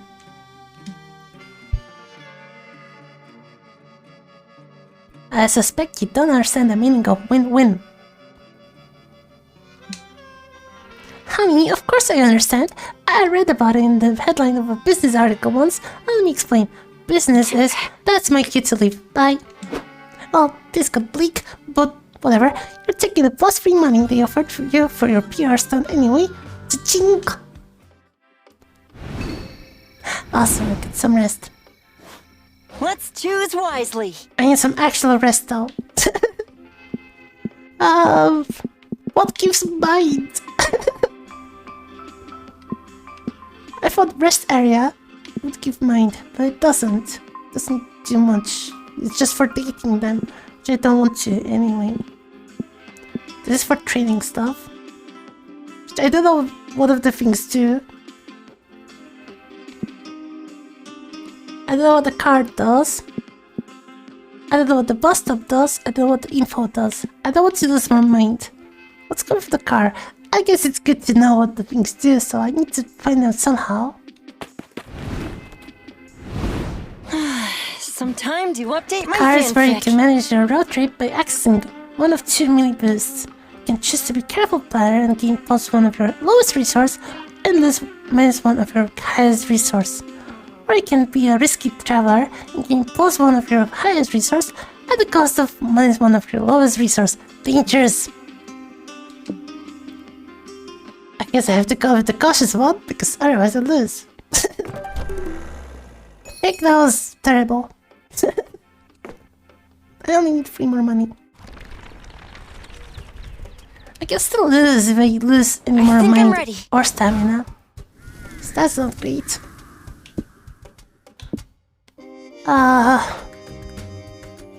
Movie set gives stamina, I guess. Let's go have a look. Finally, some respite from wacky stuff. No! The birds are singing, the motor is purring, Scott is snoring like a freight train. What could possibly ruin this peaceful drive? Huh? Zoki, someone just jumped in the road. Holy crap, someone did just jump in the road. You barely managed to swerve out of the way in time. Okay. Sorry, I didn't see you folks there. Say, now that you're here, would you like to make a deal? Oh my god, are you seriously starting a sales pitch like this? Zoki, is it too late to run him over? You can go right ahead. I don't mind. Wanna know why? Because you're crazy? Meanwhile, Scott keeps snoring. That guy can sleep through anything. Nope, because I've already invested my afterlife plan. The salesman slapped the flyer on your windshield. It says, the afterlife plan. What are you bring it to the field of reeds? While you fix on your windshield wipers, and the flyer gets swept away.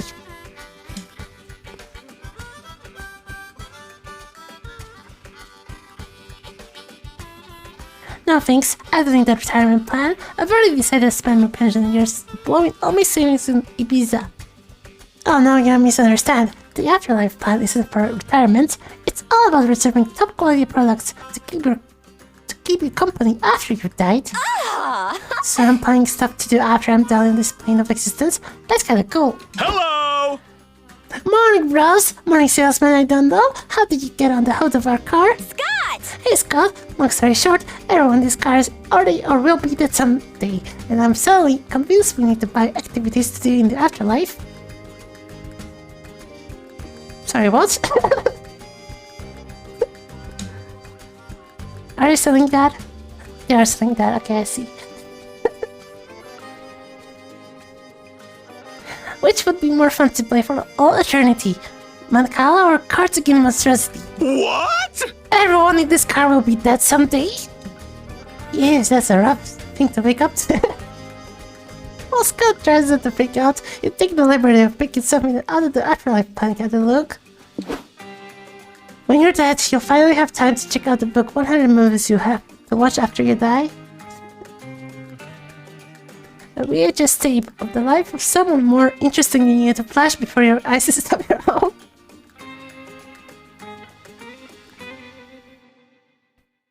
I don't want either of them. I lose money anyway. Which will give me mind.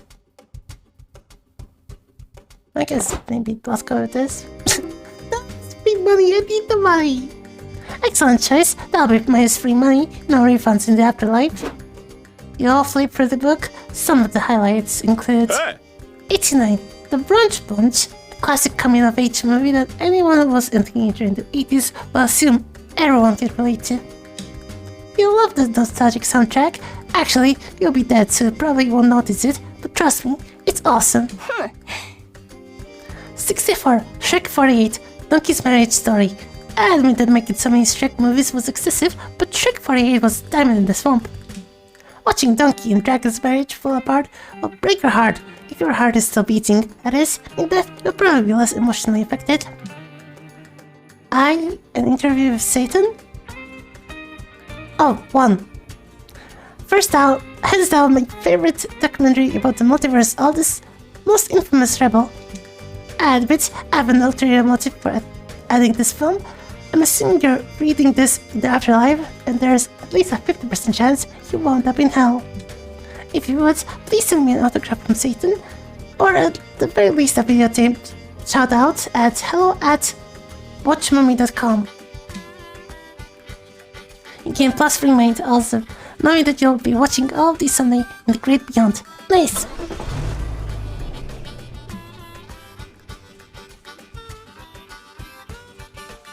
Everyone, at some point, wonders what it's like to be a movie star. And You still don't know what it's like. You're just a humble road tripper trespassing on a movie set. But this may be the closest you ever got to Hollywood, so make the most of it now. What do you do? I guess it's time in a village set buffet? Become extras? That'll cost stamina, I'm pretty sure, because it's effort. I'll give you money. I need stamina. I can lose more stamina. You find a sandwich buffet table and gain plus 3 stamina eating your fill when you notice a nearby bush. Looks like somebody left a set piece over here. Anyway, you can't think they've got an open bar anywhere. I have no set piece. It's me, Cameron O'Fludge, fooling you once again with my incredible powers of camouflage. Bros. Hey, Counselor Flodge, what are you doing away from summer camp? I didn't know counselors were allowed to leave the campgrounds. Contrary to popular belief, counselors have lives too. I also use my amazing disguises to sneak onto movie sets and beg for a job in the wardrobe. Hey, the director shouts at you all. Quit standing around, freeloaders. I ordered one of you to make me a sandwich 10 minutes ago. Not it. Flodge goes back to impersonating a boss. You make the director a sandwich because you have no spine. The director eats his sandwich. Little coconut finger for fall. Maybe he chokes on it and dies. I don't think I wanted this. Rats, says the producer. They made the original scene too sneak. Yeah. Super effective. That's the third one this year. Oh, congrats, kid. You got him. Now get to take his get to take his place. You're the director now. Wait, it's all it takes to be a director? Zucky doesn't even have any training or education in filmmaking. I don't have any... I don't care about that. Here's the script, Zucky. Decide what movie you want to make, and you'll have the actors after it happens. Wow, pressure's on. What do you take as inspiration for your new movie? All art comes from suffering. Find inspiration in that terrible time you had to call for a pizza. Engage in actual emotional interaction with a stranger. Hard workers work hard, smart workers outsource, consult to muses.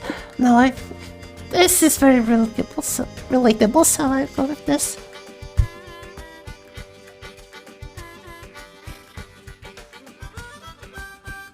I cannot talk anymore. My voice is dying now. It's been 2 hours. Heck.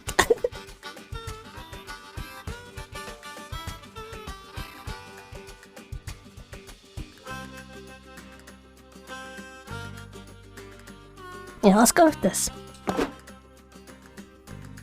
Now presenting The Call. Is it worth it?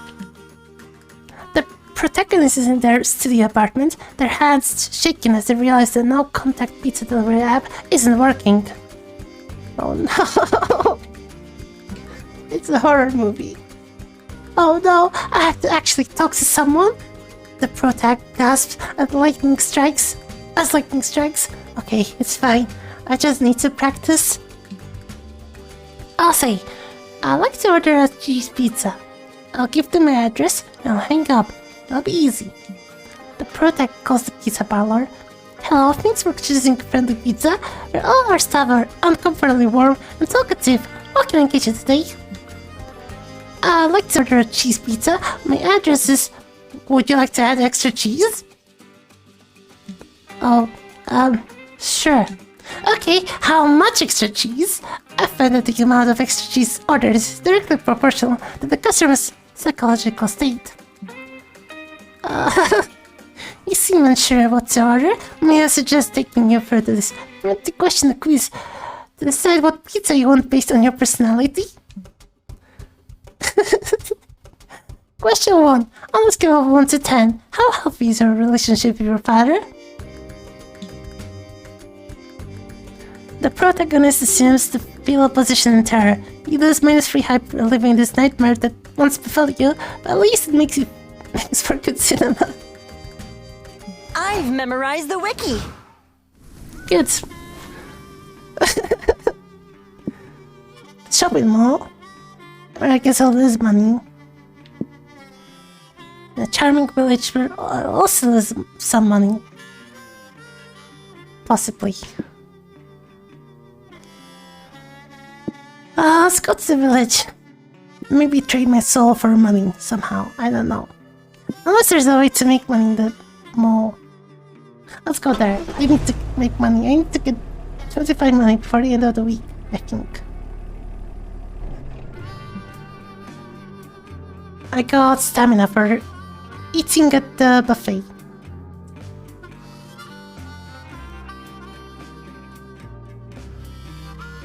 And I got away with murder, I guess. Yeah.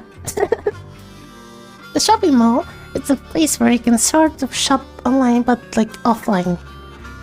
Interesting. Hey, A look strange there. concept. You can feel young again by reviving good old days of having fun at the mall. Arcade shoplifting.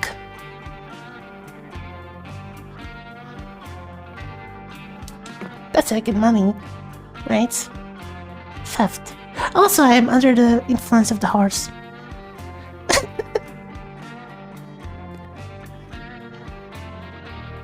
Is that the cat girl? It is the cat girl. As you're searching for a best store to steal from, you see your friend Valerie sitting on the center fountain and texting. She looks up and smiles at you. Hey, stranger. Hey strangers, what are you doing at the mall? We are shoplifting! Smooth Scott. Don't worry, I won't rat on you. I'm also a big fan of shoplifting. It's cheap, it's thrilling, and you get to stick it to the man. What? The man? What man? Why is it sticky? Never mind. You guys are newbies shoplifting. I'm guessing maybe I can help. Meow. Meow.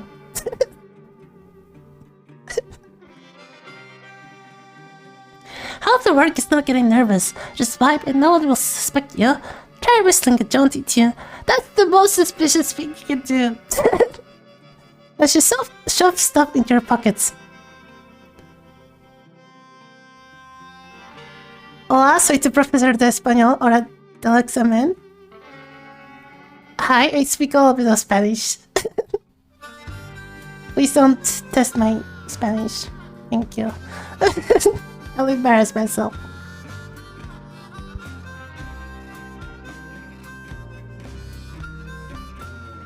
No hablo español muy bien.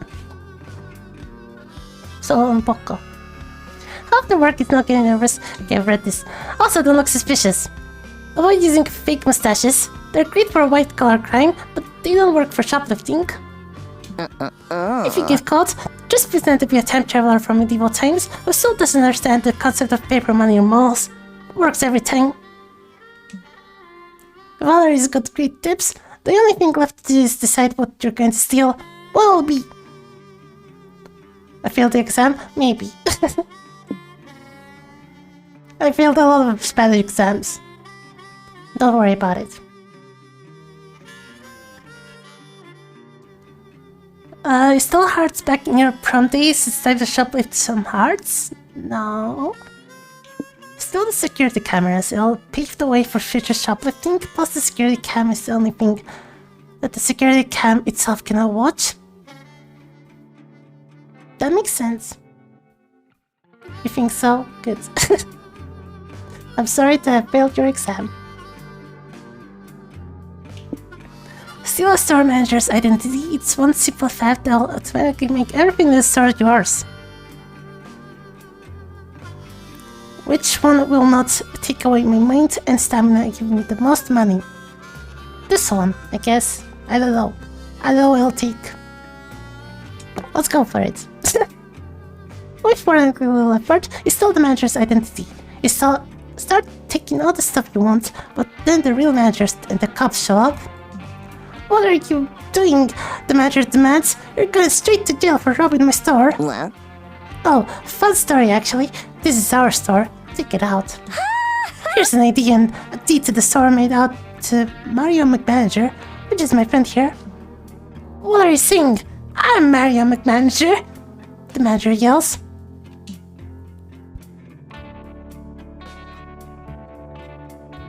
Are you dull? Do you have an idea to prove it? Yes, oh no, I can't find it. But look at my face. That's obviously my face on your ID.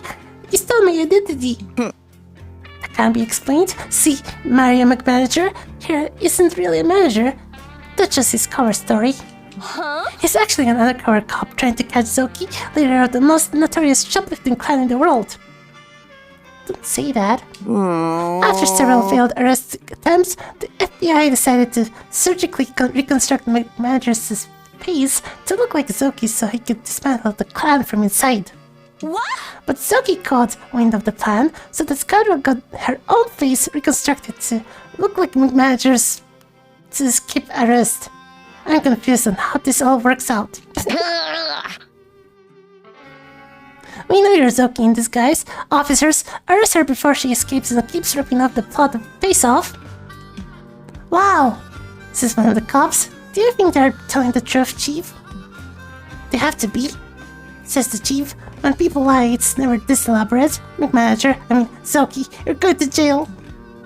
The real manager is arrested, and you get to keep all his products. You make plus for money. Awesome. Selling some of it, and plus one hype from the rest of in a bonfire for the walls. You was minus for soul. I don't care about that. No, I do care about the mind. Ruining a man's life though, and Valerie's life was so elaborate you can't help but not wonder if you really are Maria McManager. You lost minus one mind. I think I'm ready. Great. This loses mind and I guess stamina. Battle Royale. Sure, why not? I'm already dead anyway.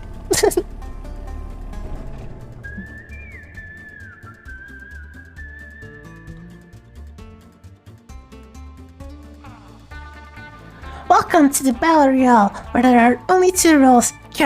Kill or be killed. I'm already dead. Stop into... I cannot talk anymore. I cannot read anymore. Help me. Stopping to visit a place where everyone's murdering each other was a sort of questionable decision on your part. Imagine Zoki in a Fortnite? I'm terrible. I'm terrible at Battle Royales. But it's too late to leave now, so how will you survive? Make strong alliances? Hide? Go berserk. You have that person already?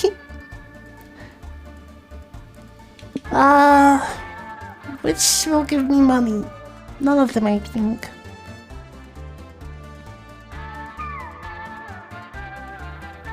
I know this gives hype. I don't need that. I need money. You and your friends are walking around the Battle Royale, doing your best not to get murdered when you run into your friend Dahlia. Hey you guys, I didn't know you were gonna be at the Battle Royale. Glad you got to say hi before... Glad we got to say hi before I had to brutally murder y'all. Oh no. Huh? But why would you murder us too? Murder us, bro? Aren't we friends? I'd rather team up with you than be killed by you. Of course we're friends, but there's no team in Battle Royale. I'll stop at nothing to win. Attention everyone, someone announces over a loudspeaker will not be implementing a new rule, partner battles. Everyone find a partner and kill as many people as you can together until you're the last group standing. Good luck. Oh, looks like we can do teams now. That's cool, but which of you will strategically be the best to pair up with? Scott's obviously got the brawn, but Paul's at a clear advantage for being unbreakable. I think I'll go with... Aquino. It's I, Batness, the obvious protagonist of this Battle Royale scenario, here to ally with you in my hour of need. I love them. We'll be unstoppable with your incredible killing physique, my plot armor, and our palpable romantic subplot energy. By combining our forces, we're sure to win the battle and take down the government in the meantime. Oh, sick. I'm good with that. See you on the other side, losers. Okay, guess Sally is out of the equation, which means this is one of those situations where you choose between Polly or Scott. Prank masters for Oh, life. bad news, boo. Scott and I already paired up with each other. Prank masters for life. Great. Time to get desperate. You see two lone people still searching for someone. Snag one of them quick. I love them. The jolly guy who seems to spend a lot on cosmetics. Someone who has invested so much into this that They probably know a thing or two. The brooding aloof guy, it looks like she's... Okay, that's a girl. She's seen too much. She really has a bit of a pulsing aura, so that must mean something. I mean, I love this one. I love them. I'll have to go with them. I think that'll cost me money, so I have to buy cosmetics.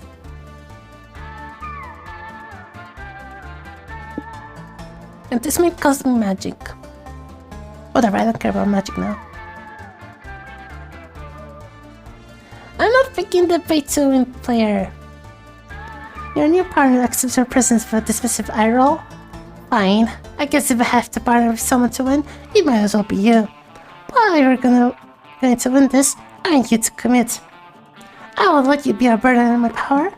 I'll teach you how to access my dark magic.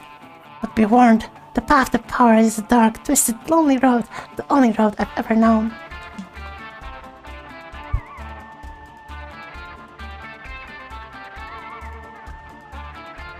Magic this powerful and edgy doesn't come for free. You'll be a powerhouse for sure. Able to bend the universe to your will, but at what cost? The cost of listening to this brooding stuff for an hour? Maybe? Well, at least the training she gives you teaches you plus 3 magic. Hey there, Zoki. I'll just sewer her windpipe with a well-fired... There's Zoki. Not how... Hey there, Zoki. With a well-fired arrow. Further resistance. Stop badness' arrow in midair with your mind. Your resistance is futile, you say? As futile as the search for happiness in this wretched world. Yes, you've learned well. You know the truth now. Magic's power, and power is loneliness. Abandon your puny peers. Dreams, optimism, friendship, wearing bright colors. It's all just a distraction from true power. Yeah, this sounds like a mind cost. Oh, jeez. It's Lord much. I just want to come here and murder people for fun, not get all sad and junk. Yeah, let's run the all hope is lost portion of my hero's journey, jerk. I'm not even in the mood to kill you anymore. Come on, Dahlia, let's go. You use your dark, brooding powers to murder lots of people, but it doesn't bring you the joy that murdering people usually does. Was learning magic really worth the cost of spending an afternoon with the physical embodiment of a 14-year-old's dark poetry book? Heroes minus free hype. Okay, that's good. I don't care about Let's win hype. this thing. Casino? That's very good money. No, that's where you lose money. Pet contest? I want to go to the pet contest.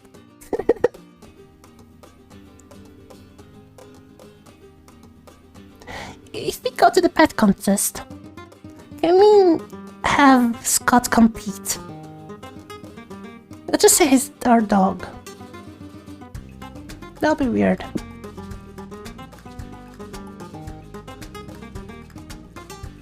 I do need the money. I feel like Casino, you'll just lose money.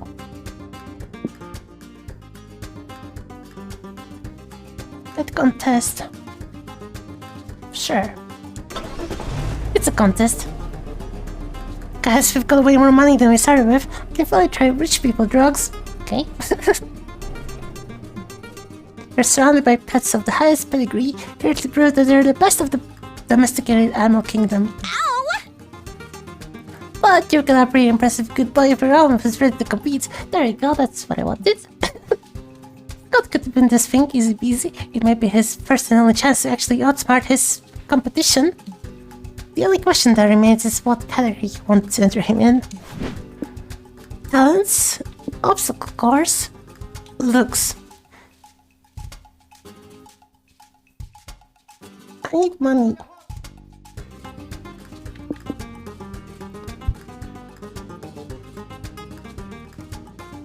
This gives hype.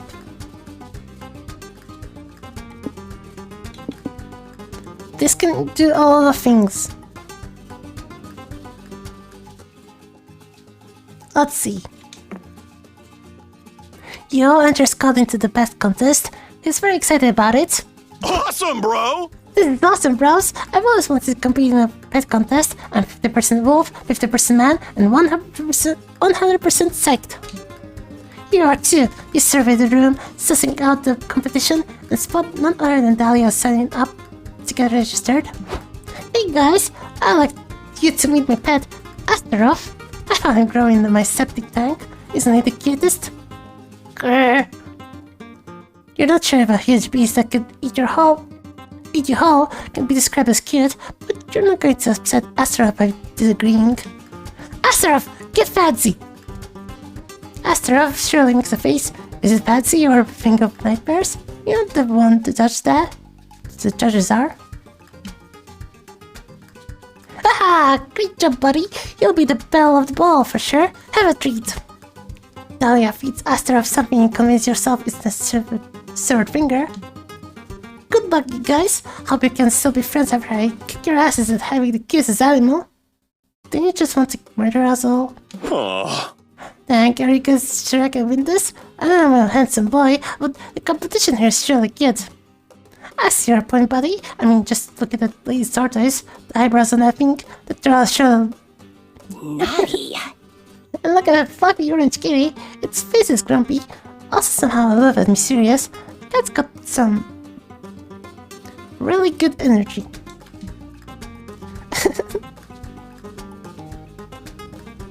Like I haven't thrown a few sword fingers around. That was Polly. Your friends are not wrong, but how far are you willing to go in order to make Scott look more handsome for the next few minutes? He needs no glow up, he's beautiful already. Everyone loves Scott for being a good boy, but being a bit of a bad boy is sexy too. Give him an earring to make him 5% hotter.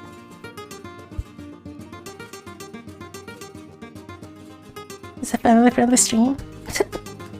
Forbidden Transportation Circle can turn Scott into the hottest creature on Earth, a bartender. Guess it uses magic, which I have a lot of to spare. And we need to win. Nice. So yeah. Okay, that costs soul. Using magic is supposed to cost magic, not soul. What the heck? Using forbidden magic sounds like a -3 soul move. But whatever. I'll do whatever it takes to win this thing. And -2 magic as well. This is too expensive, what the heck. With -2 magic, you draw the transportation circle, inscribing it with many arcane symbols that, when translated, are basically just an employment contract. Scott is involved in smoke that smells like expensive liquor, an upscale lounge booth lever, and when he emerges... Hello! Good evening, Mr. and Mrs. Pet Contest judges. Welcome to my bar. What can I get you for you today? Oh my, look at how well groomed this pet is, the judges say, fanning themselves. He's even trained to speak on command. Please let me make you a yummy drink. It may take some time to prepare because I'm going to do lots of unnecessary shaking tricks to make myself look cool. You see, I'm also something called a mixologist. That means I take more time to make cocktails, and they're also more expensive. Oh, this pet is so cultured. Can you make me a cosmopolitan bartender? Sure, while I take an excessive amount of time making your drink, would you like to unload your sorrows onto me? How wonderful! He's handsome, trained, and a great listener. Muscles! Watch me pour these 2 drinks into 1 drink. Now I'll do some sexy poses and flex my biceps while I shake it up. Shake, shake. Oh my, he's so casual and at the same time so passionate. Nice. Wow, look at him go! I should get Scott to market my salad wine. What? Damn it, Astaroth's fancy cut of that? I knew I should have gotten a rat that could cook classy French cuisine. The judges give Scott the win, and some of them even give him their phone numbers. He gained +3 money, awesome, and +2 hype. Not to not lose the money. It's the end of the week, I What's our had no strategy idea. here? Awesome. I don't lose much if I just talk to someone, right? I should have the money. I have the money. wanted to go with magic, there were just no magic options. I never found them.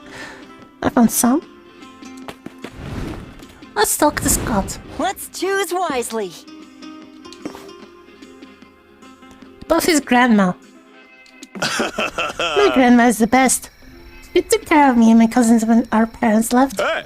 She's tough as nails. Imagine raising a whole wolf pack by herself. We have other relatives too, but she's like the glue that keeps everyone together. Like, she cooks gigantic delicious meals to feed us all. Oh! One of my favorites is pasta with pesto. It's an impressive pasta dish. The key to it is her secret sauce. It's green. True mystery, you could say. She's also super wise, bro. She has lots of super clever sayings and proverbs she shares with us. Huh. Stuff like, don't judge a book by its cover, or Scott, stop putting those tennis balls in your mouth. They're not edible. Much wisdom. She's the one who told me that it's okay if I'm not a very smart man, as long as I try to be a very good boy. Some words are bravery or flashy and all, but kindness is what really matters. I'm the best boy. I always try to be a good boy, so Grandma is proud of me. Agreed. She most certainly is, Scott. Thanks. It's too soon in comfortable silence, looking at the stars. Wait, there's something else. Destination fulfilled. Invitation to glorious Mer Kingdom. Is that where I wanted to go?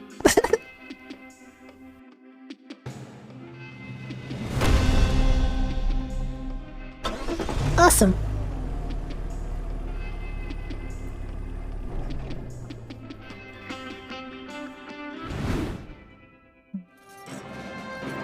Glory to the Mer Kingdom. You've heard so much about this marvelous land full of wonders. Hello, unfigured Texas. What voice? This marvelous land full of wonders and blatant violations of basic monster rights. The banquet is exquisite. There's tons of seafood served. It's a clever and delicious way of repurposing creatures to the crown. Scott is the Game Grump one? Might be, I don't know. They may have failed in their attempted coup, but they surely achieve a revolution in your mouth. You attend royal balls, public executions, seahorse races. Yes, you understand the many perils of romanticizing the extremely wealthy in their wasteful lifestyle.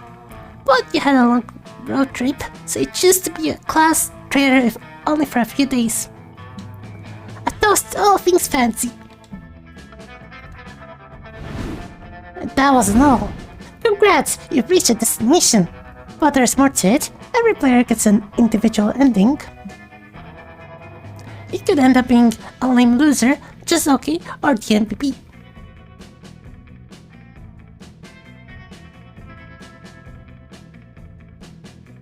Is this a royal ball or an execution if you're eating the poor?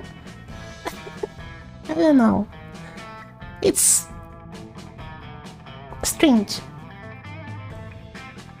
That's okay, Jay. You can lurk. Thank you for the lurk. In multiplayer mode, the result will be determined based on how much you each contributed to the resource needed to reach the destination. I did all this stuff. In single player mode, it's determined by your overall resource spread. Oh no.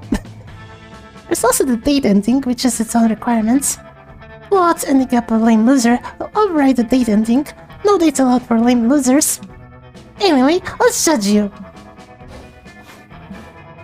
While your friends head towards the Mer Kingdom, you hang back by the car for a bit. This precious car, the true MVP of this road trip, despite what anyone else might say. You pat your trusty metal steed in a gesture of deep appreciation.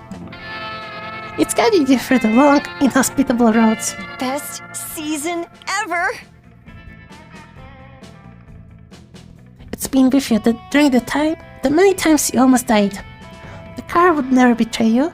The car is reliable and durable and solid. Get close to one of its many tubes and whisper, "Thank you, car." You're welcome, Zoki. What? Was that a dig?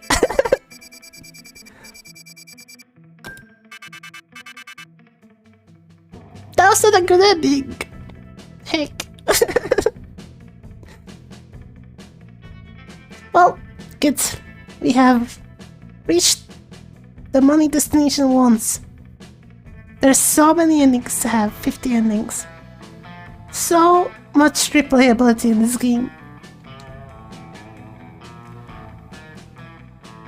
But just like that, the road trip came to an end. It was full to the brim with danger, fun, and other nonsense. It was everything we could have expected from our trip with Polly and Scott, and then some. We not only survived the whole thing, but we conquered it and came out different people. It all turned out to be a pilgrimage into self-discovery, a rite of passage, a quest for growth. That is to say, a really good road trip. As we were heading back home, I thought about how all of this was just one of the first stops in a much bigger journey that was only just the beginning. Welcome to the streaming version of the dreaded song. My name is Claudia Martinez. Oh, Gosh. yeah. This time they gave me quote unquote total freedom. I didn't play the game, so I'll sing what's on the screen. Why is the turtle flipped? Did they flip it back? This was great. I'll be playing more of this on the next Thursday. Sorry, yes. The developers asked for a couple things. I guess one run per stream is good. So I left a reminder in the song. It's well hidden for you see. I have a headache after this. I've been talking too much. Yeah, this was great. Yeah, I became a noble and a CEO and a member of the banking mob. All the good stuff. All the stuff you do on a usual road trip. Thank you for the hydrate. So I will sing about what I know. Like how Claudia Martinez is the best. 5 stars, 10 out of 10. I could be writing songs all day.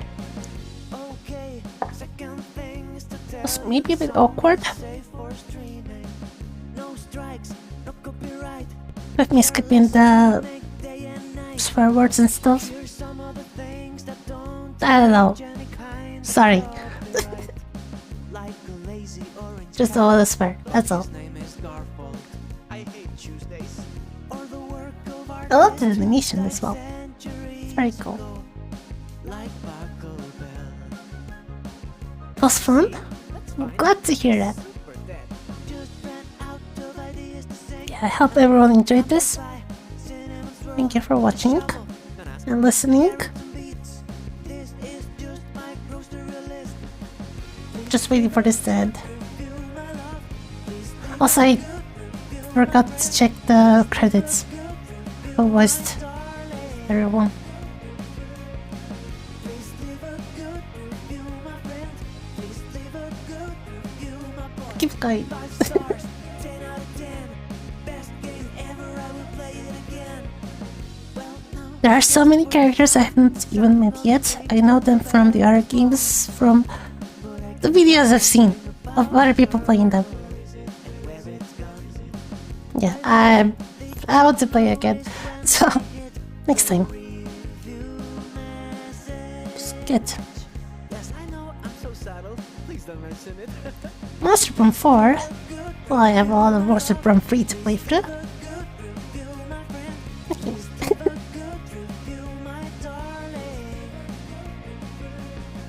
5 stars, 10 out of 10. Best game ever, I will play it again. Good credit song.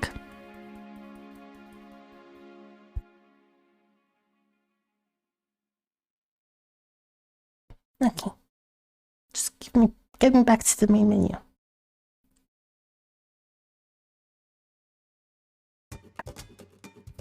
Can now play Prank Master mode. Awesome. Well, that'll be it for the stream.